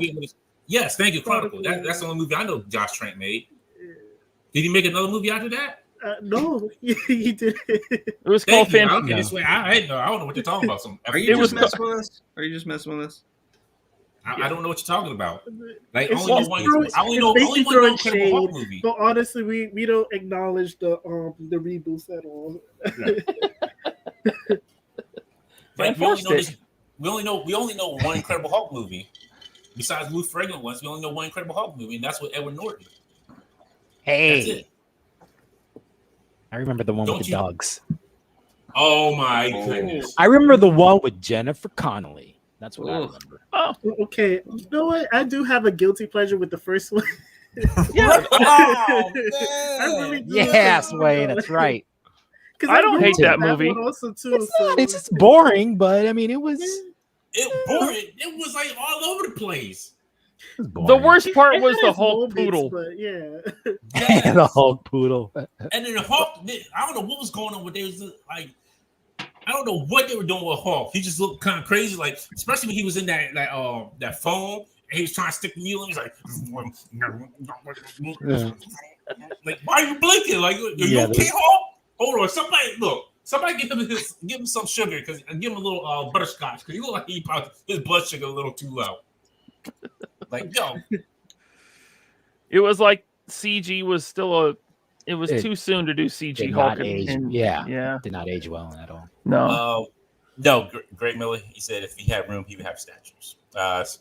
Grimwood asked, "Did you have any action figures?" Oh, I don't. Like I said, I I had one and I lost it. But hopefully, when I have like the space, I can be able to like get a few. So yeah. There you go. Ted says the Silver Surfer one's okay. I'm fine with those first two. Mm-hmm. But It that was. Deadpool one, I that love was those trash. those both two ones. Yeah.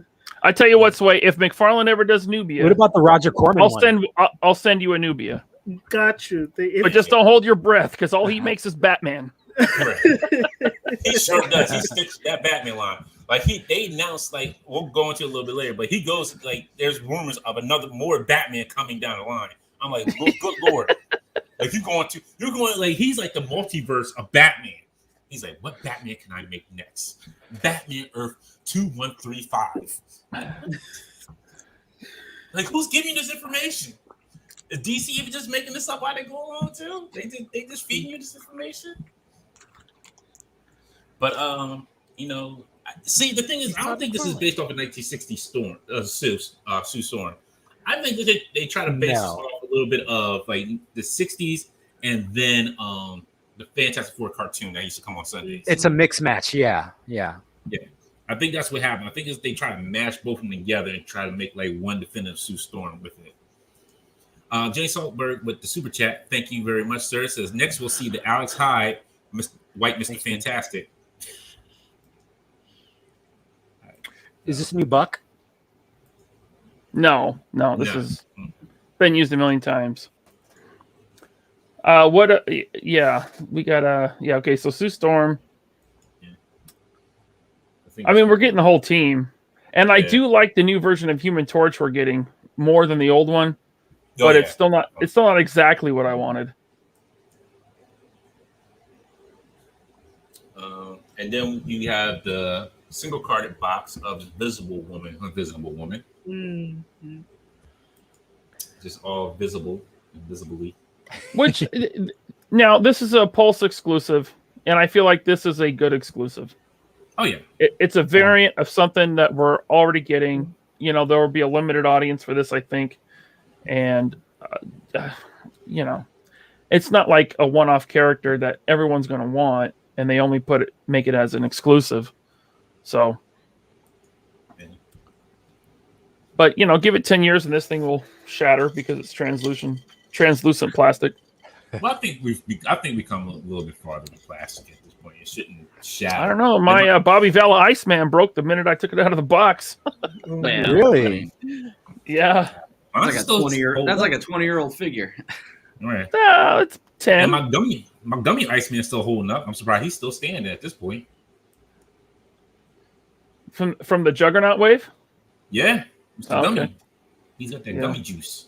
He's like a gummy bear. He's bouncing everywhere. I guess nobody watched the Gummy Bears when they were young on Disney Channel. I did. No, I remember the gummy bears bouncing here and there and everywhere. Oh man, it's karaoke hour here on Infinity Equation. Awesome. Thank you. Then we got the old Benjamin Grimm, the ever-loving blue-eyed thing. I like the new heads, but they didn't put any shading on him. Yeah, I don't like this non-teeth version. Look, he's going to gum his food up. Like he forgot his dentures. Right. That's what it looks like. When they showed it, I'm like, who forgot his teeth? Somebody put them boy teeth back in. Give me some mashed potatoes. Well, they said he was drawn like that, in some books. So they give you the option. They got gritted teeth on one head. But the biggest issue for me is it's just like the scroll wave thing. And there's no wash on it. Yeah. That Walgreens exclusive thing that came with the wash looks so much better. Yep. Real quick, Robert Diaz with the super chat. Thank you very much. Love my King Sharp. I just wish Todd would give us a title. I'll go. Hold your breath, sir. Well, you know what? You might get that because it's a Batman character. So you may get that. 30 more Batmans and then Talia. Rick Jones with the great joke. Oh, another thing. Yeah. Oh, and another thing. This one has the white belt. Oh, another thing. He had a white belt. Which thing are you talking about? Oh, the huge thing I'm talking about. The other thing. What other thing? The thing. Oh my god. Mm-mm-mm. But yeah, what's your class fantastic for you? That's where you need to finish it off. Benjamin Grimm. Just make sure you gum up his mashed potatoes for you. I mean, look, if you're jumping into Marvel Legends now and you missed out on all the Walgreens exclusives and the Super Scroll Wave, this is great. You get your whole team all in one shot. Boom, you got your Fantastic Four, and it's the OG version, the blue and white. Mm-hmm. Yeah, I just wish they would have thrown a little wash on him, man. Yeah. I was thinking the same thing when they showed it to him, like they announced him. I was like, a little bit wash would have went a long way with it. Yeah. It's Mr. Thing. If they would have put a trench coat on him, I think that would have made it better. Take the one off of Raph. I don't know if that. I think that one's a little bit smaller. Yeah. I don't think that Oh yeah, he's not gonna fit in that. Yeah. He's even like the old thing. His torso's too big. Yeah. Even with the old one, I think this one's a little bit bigger than the older one that had the trench coat. There are people out there that can customize a trench coat for him though. Like Ryan. What? Rebel Team Customs. I was waiting for you to Rebel give Tank your Customs. I wasn't listening. Sorry. Good Lord. I'm not a fan of this show. I'm sorry. I get distracted. Look, I don't like this show either. What an asshole. Sway's like, I don't know what I got myself into on this show. He's like, this is my first podcast experience, and I already know. Like, this is probably my last one. No, I'm doing good. I feel like I'm being educated right now in a way. Yeah. It's all funny, games. It's all funny. Yeah. Family, like Dom says, it's family. You eat it Now your family. This one is cool. Just like you throw on swappable arms and a lab coat. You got your lab coat, Reed Richards. This is cool. I wish they gave him stretchy arms like the other one. Right, and he needs fisted hands. Like this is like one of those characters that needs fisted hands. Yeah, like, it really did. And someone was saying they didn't like the stretchy fingers. Yeah, they look kind of weird. I like the stretchy fingers. I mean, but what would stretchy fingers look like? Well, they look more like Lady Deathstrike fingers. So they do. Yeah. Like that's what I was thinking. If anything, you could have made the fingertips go like from the knuckles to the fingertips, make them go out wider, as opposed to having them be claw-like. Because that's what it looks like to me. Mm-hmm. But like you know what it looks like? He's about to rake the leaves out front. Like he rake those leaves out front. It's not fall yet. Like he's raking up that grass or whatever it is. White Mike Vegeta with a super chat. Thank you. Says Toys for Tots plug. Yes. We will. Oh, thank you. We'll take a moment. Like I said, we are doing a whole month long Toys for Tots donations. So please, anything you can donate will be more graciously appreciated. You can go on Just Jay Hernandez's YouTube channel and donate there. You can go on our InfinitEquationPodcast.com website and donate there as well. The link is right at the top. It says charities, and it takes you directly to Toys for Tots to donate. And don't forget, we are giving away prizes. You have a chance to win something from 796 Studios. You have a chance to win a Static Shock first issue comic. You have a chance to win a $150 Amazon gift card. You have another chance to win, thanks to Toy Amigos, to win a $150 gift card from them as well. You have a chance to win Cosmic Ghost Rider. Like all you have to do is just take a picture of your donation, post it on Instagram with hashtag IE Toys for Tots, or you can post it on Twitter and just tag us in it with hashtag IE for Tots. Yeah, hashtag IE for Tots. Yeah, FORTOYS. That's not what I said. You said IE Toys for Tots. I'm sorry. Yeah, hashtag IE Toys for Tots. Yes, and then on Twitter, just tag us in it. So, because I don't know how the algorithm works on Twitter for it, but just tag us in it, and we'll get you, and I'll get you in the drawings for all that stuff. Like that's some cool stuff. You don't know. You just don't know, and I'm kind of like community. I love you all. I love you dearly. But it's only been 3 entries so far. Come on, you got plenty of time. The drawing is on the 27th. So live on the show, we will do the drawing for what is it, like 6-7 prizes now? Yes. Yeah. I mean, So you we're got gonna- 6 we're- chances to win. and we're going to be joined by 796 and High School Creations, Prime to the First, Toy Migos. Dan Who, toying around. Just yeah. Jet. It's going to be a big show. Hopefully, the whole community joins in, steps up, and is very generous for the Toys for Tots charity. Yeah. Look at Prime to the First. Look, he all excited. It's like, yay, praise hands, 100, 100, yeah. And it's always going to be beef for him. You know what he gets? Beef steak.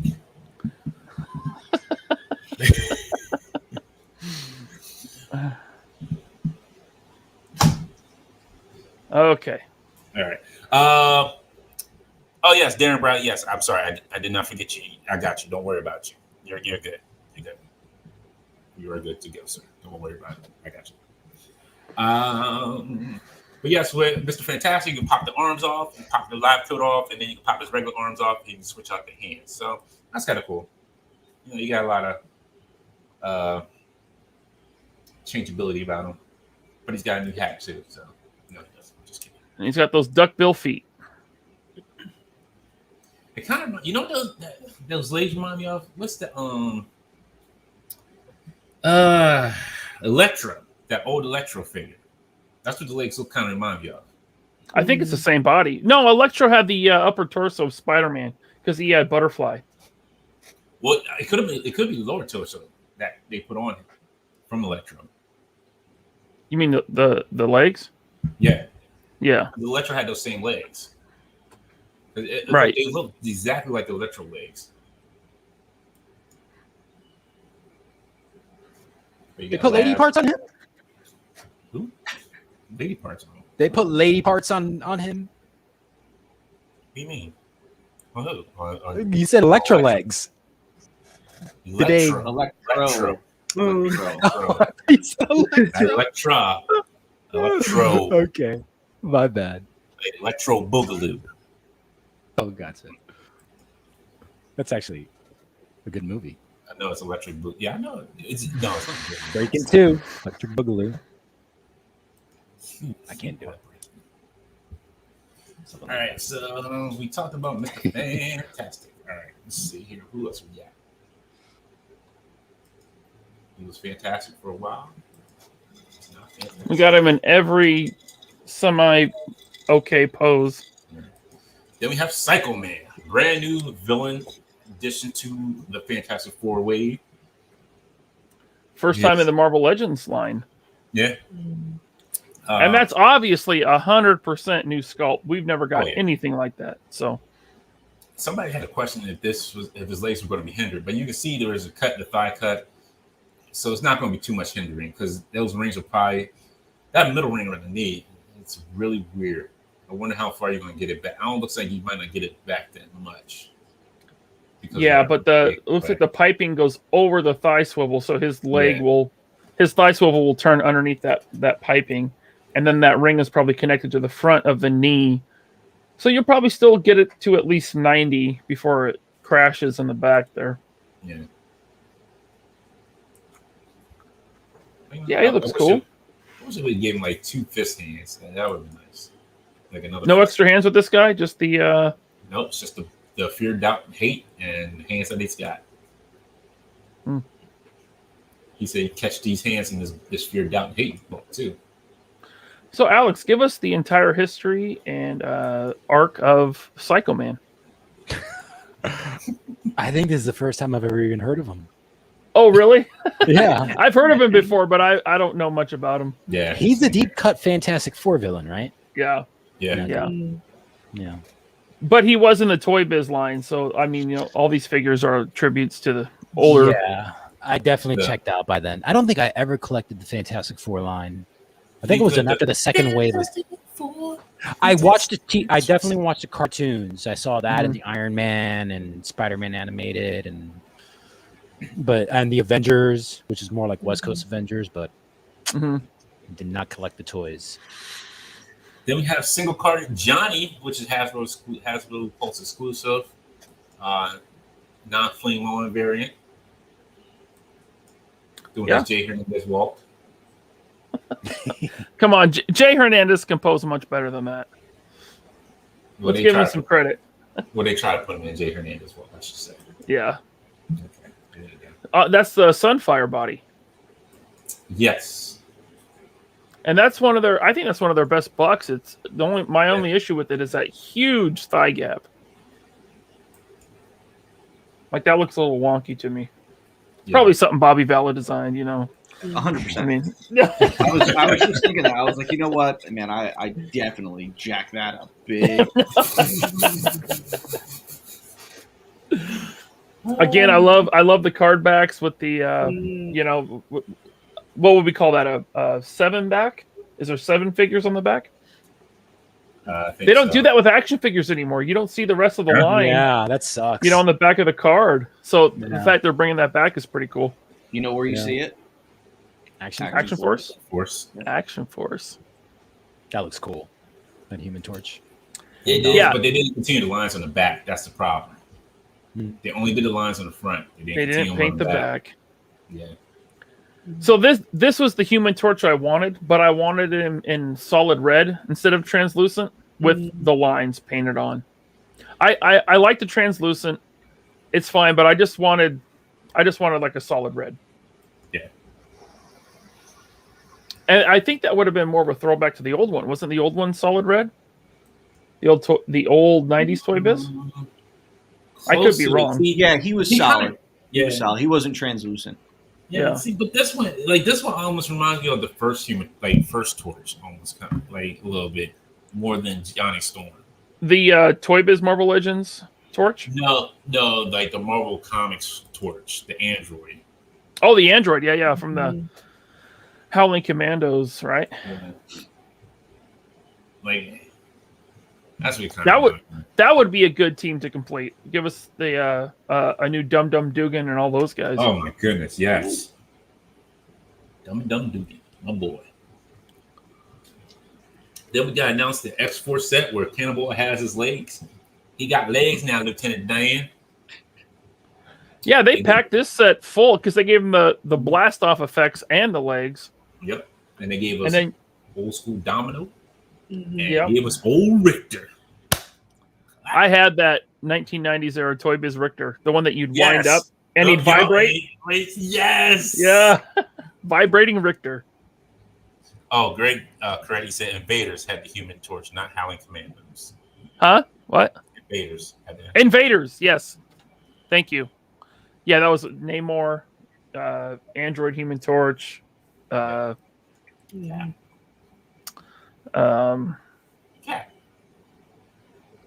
Yeah. Thank you, Greg. See, Greg's always there for me. There you go. But yeah, for some reason, I feel like the colors are mismatched. They don't look the same for like on Cannonball's chest and then on his pants. They look a little mismatched. I don't know if it's just my eyes deceiving me or it doesn't look like the same color. Yeah, I think you're right. The purple on the legs looks different.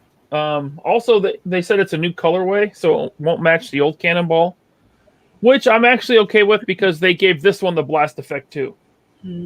Because if they only gave you the legs, then you couldn't swap them without it. It looks like it's like false leather, like that faux paw, like that fake leather on this jacket. It does because it looks like it's like that fake leather. Like when you go buy like that leather jacket and it's got that fake little raised part. Like you're in New York, you buy it off the street from the guy who's just selling jackets. Hey, that's all. Alex, isn't that guy down the street from you? Yeah. No. That's I think he's Alex's just side hustle. Yeah. I think I just sold. I think I just sold 3 of them to your mothers. Oh, got him. Woo. Now, look. They use the Shatterstar arms again, so he can only get his arms like down to here. His arms will always be out like that because there's like too much sculpt in the armpit area. His arms can't lay at his sides. Like Black Tom Cassidy was like that, and I shaved him down with a Dremel so he could lay his arms at his side. And with the jacket on, it's going to be even worse. Oh yeah. I mean, he's going in my X-Force gallery. So. Oh, for sure. Domino looks Actually, great. you know what would have been better if they would have did? So this is just for the cannibal. If they would have gave him his X-Men costume. Well, let's complete X-Force first, and then. We do have an X-Force cannibal, but if they would have gave him his X-Men costume, I think that would have been decent in the 3-pack. Which one are you talking about? The yellow and black, the first one? The yellow and blue. Oh, the train. Yeah.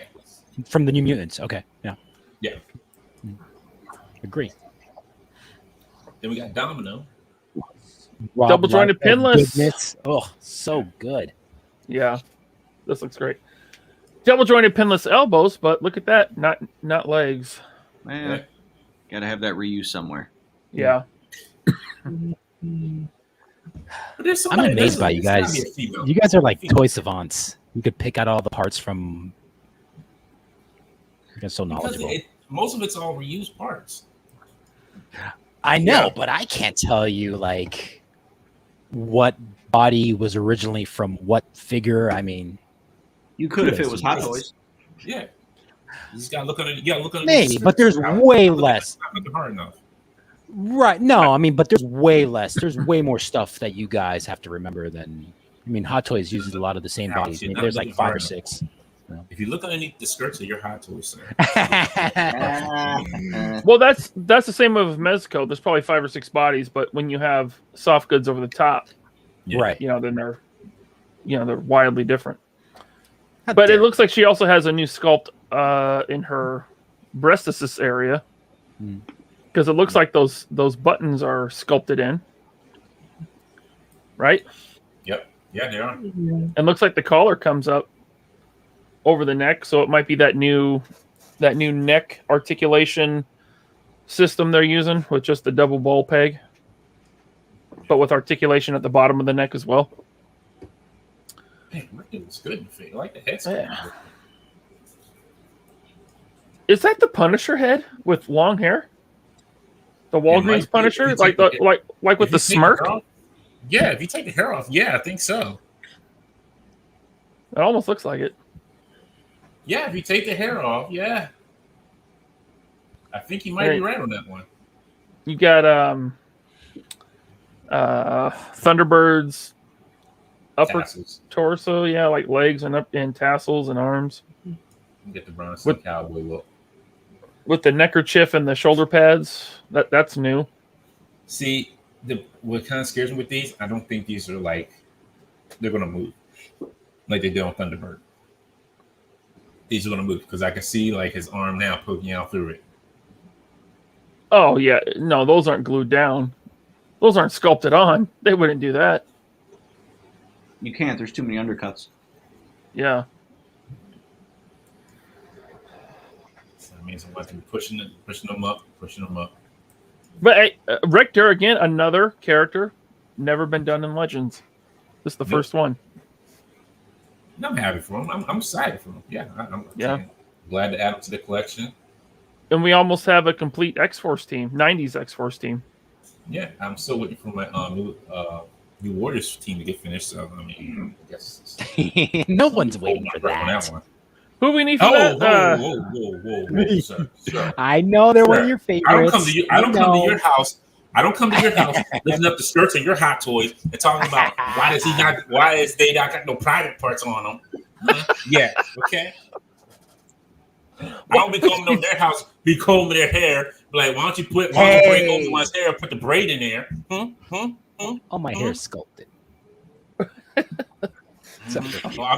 I see why you shaved it. So I could put it on my Hot Toys.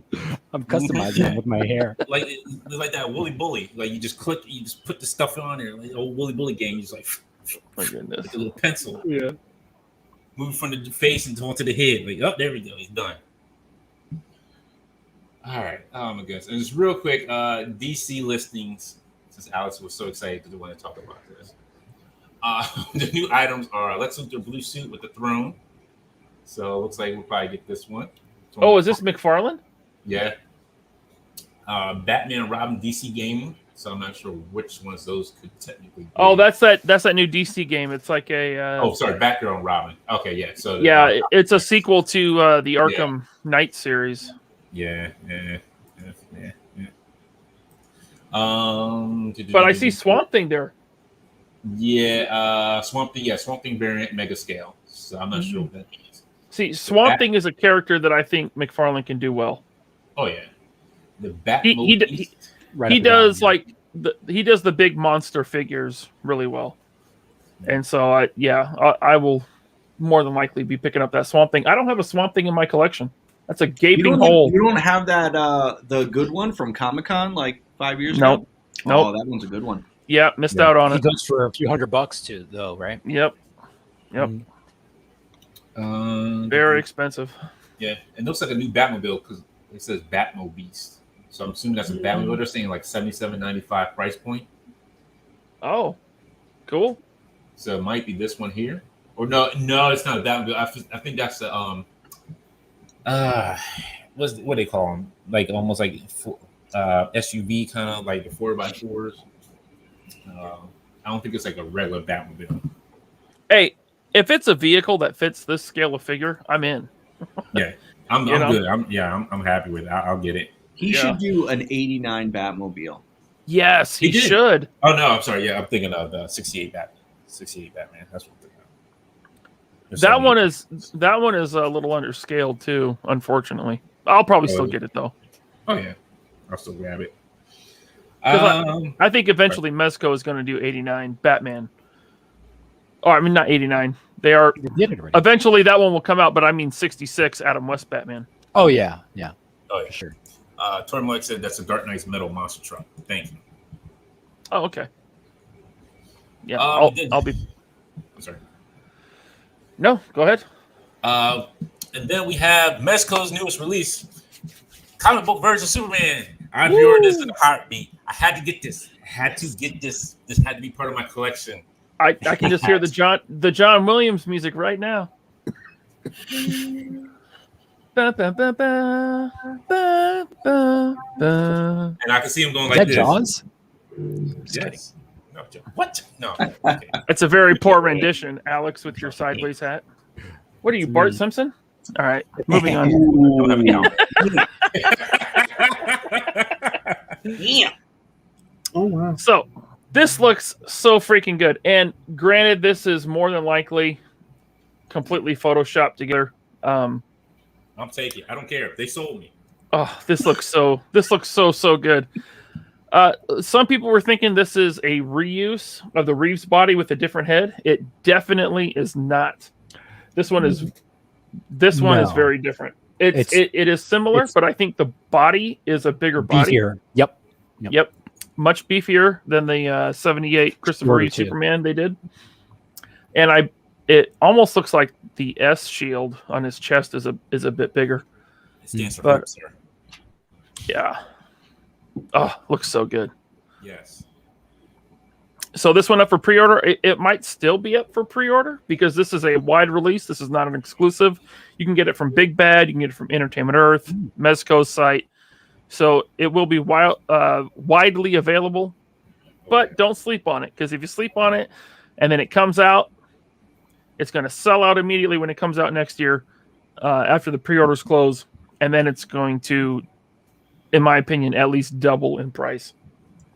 Yeah. Oh, yeah. This is going to go up. It's just like that Mayfair Superman went up price. This is going to go up price. Yeah, well, until they showed this one, their first Superman was selling for like $300. Oh, damn. So was this that is Superman. Was he a comic book version of Superman 2? Also, as well, I mean. Yes, he was, but it wasn't. It was in the very early days of their 112 line. So the sculpting isn't as good and that kind of stuff. I mean, the sculpting is fine. I think he's proportional, but he's a little short. He has a big plastic S shield over his chest that kind of glues into the body, and it's a little wonky looking. The head sculpt wasn't the best either, but this one is a huge improvement. Yeah. It looks to be better proportioned, as in like a bit taller, and not as like his shoulders aren't as wide as the first one, which is a look. You know, it was closer, I think, to a Dark Knight Returns looking Superman, not like accurate to that, but more those proportions. And then, sorry. No, go ahead. Jim Largo with the super chat says, "Love new Mexico Super, but where's my Conan?" Supposedly supposed to come out in the next 2-3 months. Yeah, I think Conan and 89 Batman, they're saying now November, I think. Well, between now and November. Yeah, but we'll see. I mean, the 89 Batman is almost 2 years, and Conan's like 18 months. So it's been a long time. But he comes with the Black Mercy creature that will attach to his chest. Yeah, that's really cool. Mm-hmm. He doesn't come with a flash, but that's a cool shot. That looks really cool. Yeah. Oops. Let me skip forward here. He comes with a lot for $138. Like it was worth it to me. Yeah, he comes with 2 different heat vision effects. Yeah. And one of the heads that he comes with. Kryptonite. He comes with Kryptonite and Starro. Yeah. Starro. Mm-hmm. He comes with finally a smiling face on Superman, which is something we've really needed for a long time. Superman smiles. He's not Batman. We need a smiling face for Superman. Yeah. At least a slight smirk like this one is awesome. He comes with the Phantom Zone projector. Dang it. Hit the wrong button again. Let me get back to it here. He comes with a collection of kryptonite. You got red, green, yellow, blue, and white. I think blue made him more powerful. Red made him evil. Green killed him. What did yellow do? Red depowered. Red depowered. No, I thought red made him evil. I can't remember. No, you're thinking of the Richard Pryor one where he gave him tobacco and the kryptonite. They manufactured it, and that's what made him evil. Yeah, but I thought red made him evil. I'm thinking Super Friends here. So yeah. So you're getting 7 heads. No, 6 heads. And this one with the heat vision effects lights up. That's awesome. Damn, 7 heads. Yep. Holy. So you get like shocked, smiling, grimacing, snarling, heat vision, and then like snarling heat vision. So yeah, 7. 7 for heads. $130? 125. That's a steal, man, for 7 head sculpts. Very much a steal. 5 pairs of hands. Oof. Yeah. Now, if I told my wife, this is a good deal, it's $125 for one action figure, she'd be like, "You're crazy, you're insane, I'm divorcing you." But for action figure collectors, this is actually like, I think the value is there. And Mezcos are expensive, but the value is there with this one. Especially, I don't think that his neck articulation is hindered. I think they got the light in this one head. Yeah. Which is something new for them, because usually the light is in the neck, the batteries are in the body, but it seems like they fit the light and the battery in this one head. Hopefully, because otherwise the articulation will be really rendered, and he won't be able to look up like in a flying pose. I'll have to find out for next week because I have to ask my inside man. There you go. And then he's got the bullet ricochet effects. They're magnetized, which is awesome. Yes. Well, the first Superman came with that. It came with this. The bullet ricochets could magnetize to his body, and then he also comes with 2 like punching effects. Yes. These 2 like blue like poof, punching effects. So awesome. Mezcos are expensive, but I don't think they're overpriced at all. You always get your bang for your buck. Yeah. And I mean, their soft goods are so well done. No. And you know, the deeper we get into the line, the 112 line that they make, the better they're getting. Mm-hmm. Like personally, I think each Batman has gotten a little bit better. Oh yeah. And they put out, oh man, it's got to be close to 20 different Batman figures at this point. And yeah, so that's that. Superman still available on their website. It's still available. Wow. You can still pre-order it. Well, it's not an exclusive. This is a wide release, so they're not that hard to get. Usually And they kind of go through. They go and go fast. Yeah. You do have a wait. Comes out between May and July next year. So about a year. And Mesco Not so bad. usually has a delay, so it may be fall next year. Just real quick with the super chat, Rick Shark Glass, thank you. Bobby Deluxe Action Pandora, 7 heads. If you can be in a duffel bag. 7 head and duffel bags. Yes, if y'all remember that movie. Okay, so we're because we almost run out of time here. We'll do so Bobby, you said you had a problem with the new Suicide Squad movie. I did. Please air your grievances, please. Here's the thing. I think the movie suffered from a few things. I think, look at just look at Guardians and look at what James Gunn did with Guardians, and then look at this movie and what he did, and you think two different directors did the movie. I think it's like he gets fired from Marvel, DC scoops him up right away, Warner Brothers scoops him up right away. So, and then they're like, oh yeah, do whatever you want. Oh, by the way, here's an R rating.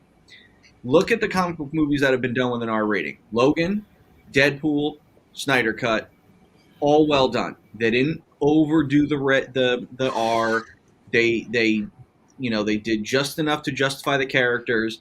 This was just like, I'm just gonna make like a horror flick, but it was like, all right, like if that's how you want to push it, like it was unnecessary. That was the first part that I felt was no good. But it's like, all right, you pick cheesy characters, and it's like I think the first one suffered from the fact that you picked some lame characters, and then you kind of give us basically the same story as the first one. Here, take a bunch of misfits. Let's make you guys work together. It was like, we got that already. Like, we get it. They're criminals. Can you give me something a little deeper? Instead, you gave me a rip-off Will Smith character done by a better actor. And, it's like, and then going into like Harley Quinn, who I love Margot Robbie as Harley Quinn. I think she's one of the best castings in all of movies. And she was great in the first Suicide Squad. She was the only good thing about Birds of Prey. But then it's like, I think James Gunn didn't know what to do with her. And I read an article that he didn't want her in the movie. And Warner Brothers like kind of pushed her on him. So you could tell because she's like underutilized. And then the parts where she is utilized, like it's not really well done. It doesn't really fit with her character. And it just is like, like an overall story. I'm just like this is the direction you went. And I just like, I think about how great Guardians was and how much I love that movie. And then I look at this and I'm just like, this was like, I wanted these 2 hours back. I really do. Like it to me, this is probably going to make a lot of people all pissy. This one was worse than the first one. Like way worse than the first one. On that note, I'm gonna let you guys fight with Bobby. I'm gonna say later, everyone. I gotta go. Have a great week. Safe travels, Ryan. Thank you. Donate the toys for Tots. Yep. It was like Wonder Woman 84 bad. Like there was nothing redeeming about them. The only redeeming thing about the movie was Idris Elba. Like Idris Elba's a great actor, like a really, really great actor. But it's kind of, I just felt like, okay, well, you replaced Will Smith's character with a new character, but picked a better actor. But it like, I don't know, if you're gonna kind of do a reboot, go all the way with the reboot. Don't kind of, come out here with lamer characters and a worse story, and then try to like show people how edgy you are and how deep in the comics you are by using Starro. Like, all right, well.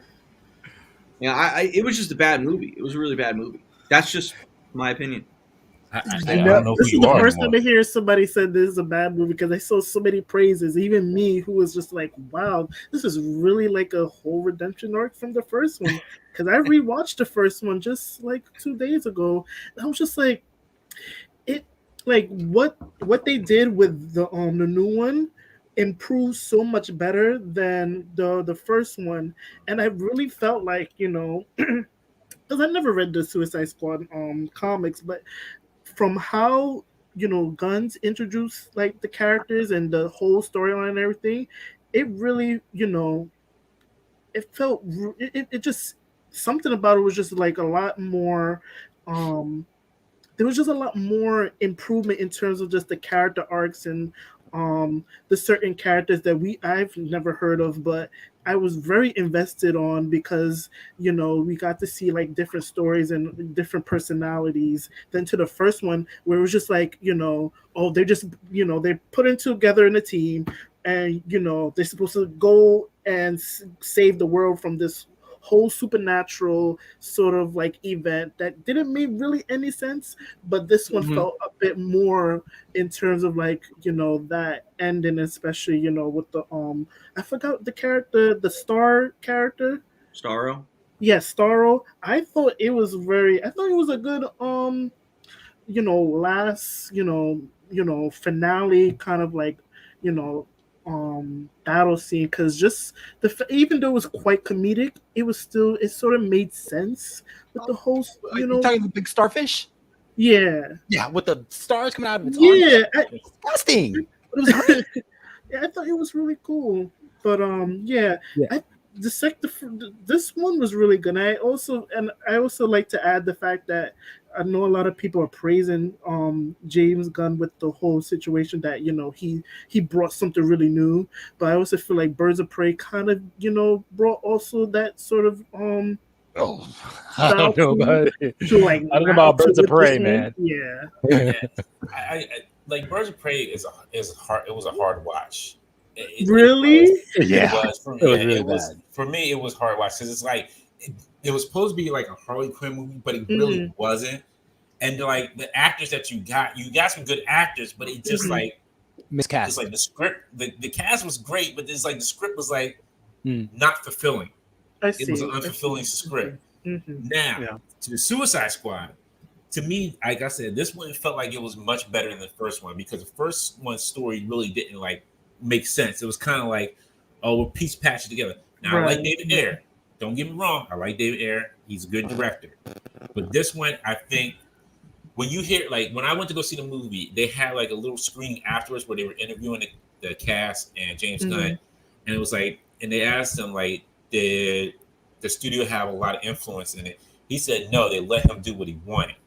Wow. And I think that's the difference because since James Gunn had already proven himself kind of with the Marvel movies with Guardians of the Galaxy, they were like, all right, we'll step out of the way on this one.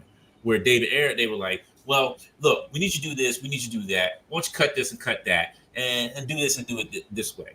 And I think that's a big difference with it. So without seeing David Ayer's full cut of the movie, this is why I feel like the second one is a lot better story wise. Yeah, but what the second one? Yeah. I mean, what was he going to do now? He's going to campaign for his director's cut. Get out of here. That movie was not good. They are. They're already. No, they already are.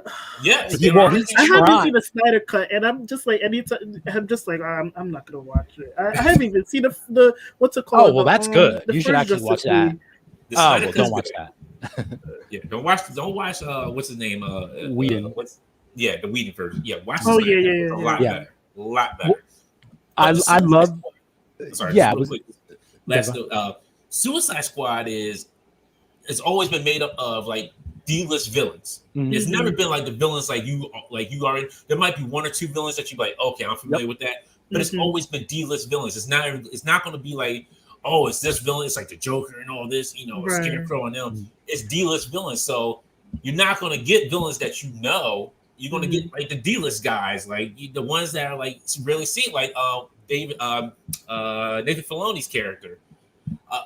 I don't know who that was, but Nathan Filoni, he was like the arm. He's the one to pop off his arms, and he. That guy, yeah. But it's like you're not going to get like the. I understand what you're saying about it, but you're not going to get the characters that you think you know and you love and see as villains. It's going to be like those D-list ones that you don't know, like scraping bottom of the barrel villains, like Polka Dot Man. Some people know him, some people don't. Calendar Man was in there, and people wanted Calendar Man have a bigger spotlight. I don't understand that either. Like this Calendar Man, like how much is it going to do? I'll tell you. But that's Yeah, I was well, first of all, I like the story a lot better than the first one, but what I did like off the bat was that you never really knew if any one character was going to make it all through. At least that's the way I felt. That any one character was going to make it all the way throughout because so many of them died. I mean, like the guys in the first squad in the beginning, you might have guessed that they were going to die just because they weren't the feature cast. But I thought Idris Elba was definitely an upgrade over Will Smith. I'm sorry, I cannot buy Will Smith as a tough guy. I don't care. He's a Fresh Prince to me. His rhymes are whack. But I also thought that they did a good job, Bobby, with the little side story with Harley Quinn and how she fell in love with the mafioso dude, and how I was totally shocked when she like shot him. And I thought they did a pretty good job at least giving character a backstory. None of the characters to me were boring or annoying like they were in the first movie. I liked that they brought back what's his name, Fox, or what was his name, the main guy who was the leader of the Red Flag. Only to have him. And listen, for the last few weeks I've been saying that I'm not a fan of James Gunn because of his sense of humor and all that stuff. I have no reason to like him, but I thought he did a good job. I did a little bit of research on him, and I found out, I didn't know this, that he originally earned his chops with the Trauma films, with the Trauma production team, like Toxic Avenger and all that. So it makes sense now once you hear all the stuff that he tweeted about. Like I don't think it's right, but I get it now. Doesn't mean I accept it or I think it's right or condone it, but I thought he did a good film. I thought it was like kind of like Guardians of the Galaxy Volume 3 in a way. But at the same time, it's a lot gorier. And I know Ryan's thing was that he wanted to be able to like take laser shorts, and like watch the movie with him. But listen, man, I was watching these kinds of movies, these R-rated movies when I was his age too. So I don't think it's that big of a deal. Although I think it was excessively gory. I think the gore at the time was funny, but well placed. And I thought he did a good job. I thought Idris Elba killed it when my favorite scene isn't like any of the special effects and like all that. My favorite scene was actually at the very beginning when he was having that confrontation with his daughter when he was in jail. Yes, I was that scene. I was like, who talks to their kid like that? A little bit. Yeah. So there are a lot of things that I liked about it. Definitely liked it more. I like the fact that James Gunn was given the option to either do Superman or do Suicide Squad, and he chose Suicide Squad for the reasons that you explained, Dante, where it's like he wanted to pick those D-list characters that people don't know about, and like kind of put them up like for everyone to see. And I wish more directors would do that instead of like taking established characters and like maybe like switching them up to a point. Like to me, sometimes that's kind of like a lack of creativity. So when you take characters that are somewhat established and kind of like put your own spin on them and update them and feature them to modern audiences, I mean, that's using creativity. So I thought it was a great film. I watched it twice. It was so nice. So yeah.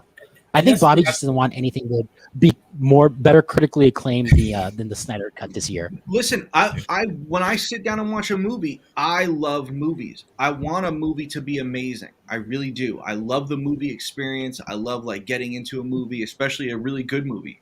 But it's like I think about the recent comic book movies I watched, and it was like, okay, so during COVID, I watched 4 comic book movies. You had Wonder Woman 84, the Snyder Cut, Black Widow, and this. And it was like, dude, you're going to tell me that any one of those movies are going to stand up to the Snyder Cut? You're crazy. Take the Snyder Cut out. Those 3 movies were absolute dog shit. Like, dog shit. Like, I get it. I hear you guys' points on, hey, that's great. He took D-list characters, blah, blah. It's like, I would have liked to have seen what he would have done had he not had the R rating. I think he would have had to have been a little more creative, and maybe the movie would have turned out better. I just think also it's like you took a great actor like Michael Rooker, and it's like, all right, well, you made him this lame character in the very beginning, and just got rid of him. That's a dynamic too. But him and Michael Rooker have worked together, many times before. Yeah. So so they got that repertoire. Yeah. So they had that you know, hey, this is a character I like you play, and Michael Rooker was like, I'm down for it. And his what's his name? His brother's name, the other gun brother, his James his Gunn. brother that played Groot. Yeah, that voiced Groot or act as Groot or whatever. So he did like the motion capture for Weasel. Yeah. And then he was also an inmate in the first movie. Yeah. But then also too, like he did what's his name, Weasel. So that's right. Yeah. So they kind of already know, like, hey, you know, this is what I need. Like this, he likes working with them. And I'm fine with Michael Rooker. Anything he puts him in, I'm good with, because he plays his role to the T, no matter if it's a big role or a small role. Yeah, and I think he was put there for that specific reason, Bobby. Like Michael Rooker, I get it, but I'm saying, like, you know, you make the choices he made to for characters. It's like all right, you brought back Rick Flag. It's like, I think Joel Kinnaman is probably one of the worst actors like out there now. Like, he is awful. He was awful in the first one. He was awful in this. I felt like his character wasn't needed at all. You could have brought John Cena in to take the Rick Flag role. No. Listen. I know you're saying, like, well, he's a bad guy. You know, he had to be part of the Suicide Squad. No, it's not even that. Just bring him in.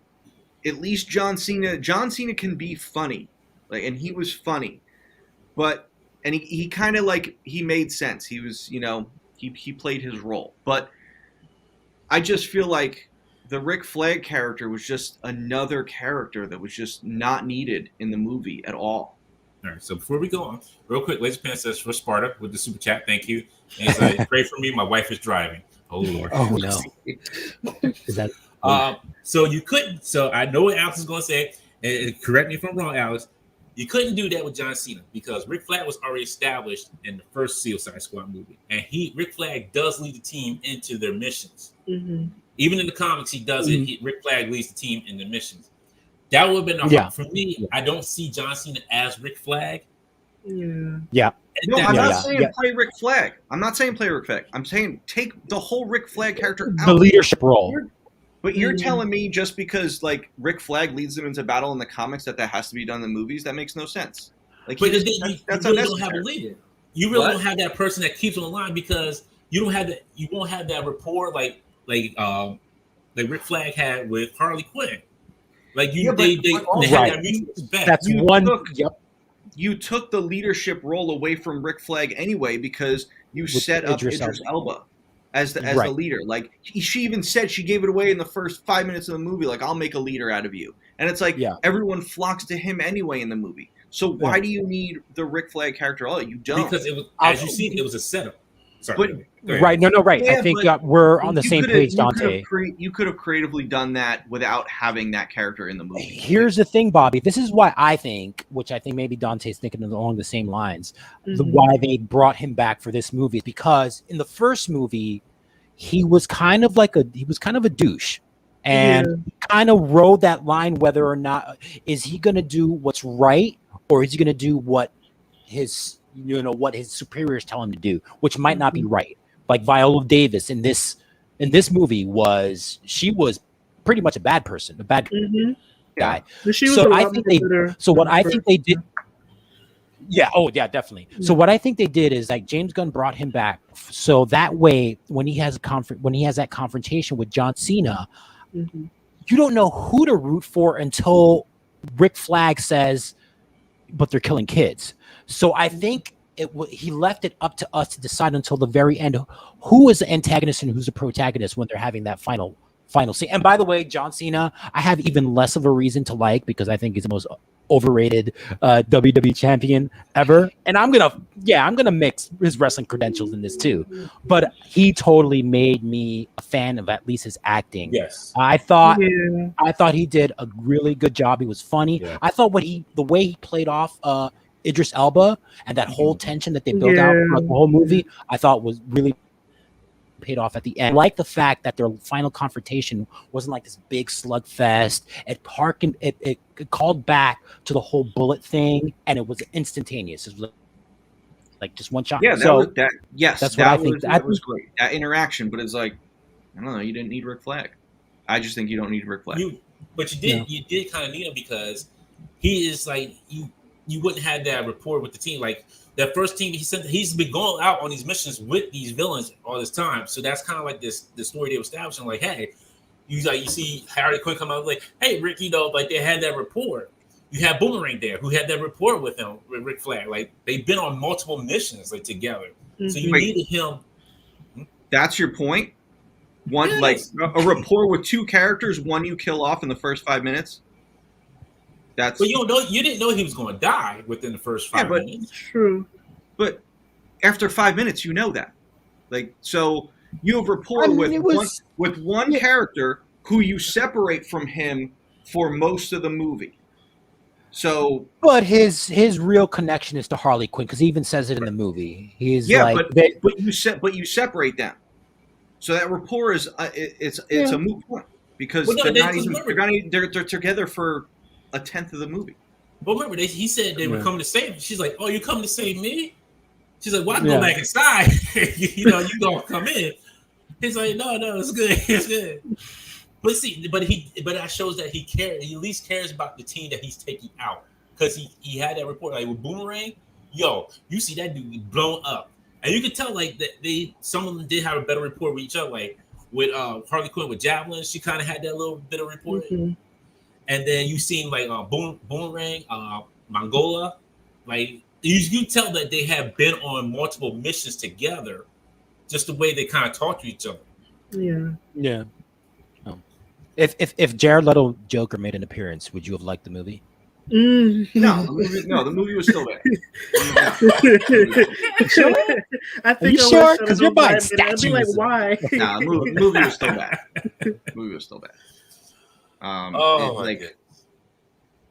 mean, yeah, like there wasn't enough like balance like between characters. You had two, like it was too comedy gore heavy and not like, and that took away from the story, the absolute story. Like to me, it was like, I don't know, like there was no story.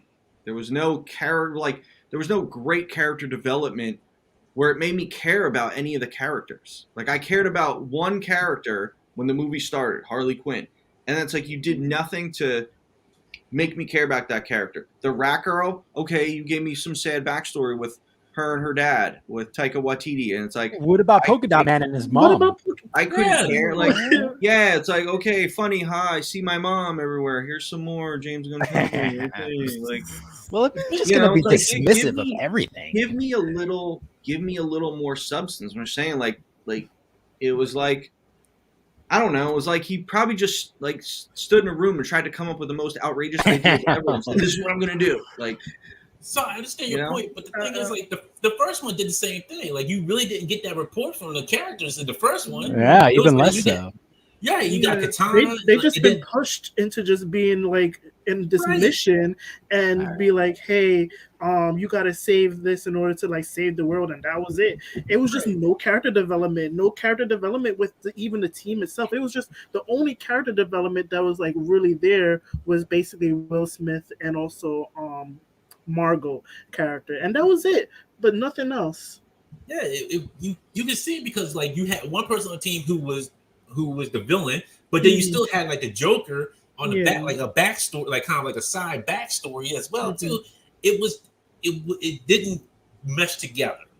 It wasn't meshed together because it was like you guys are making terrible points about rapport. The movie, the first Suicide Squad, they don't even know each other. It's the first time they ever go on a mission. How is there going to be rapport? Do you know when they start to have rapport? They start to have rapport when they go into the bar, and then they become a team that works together after that.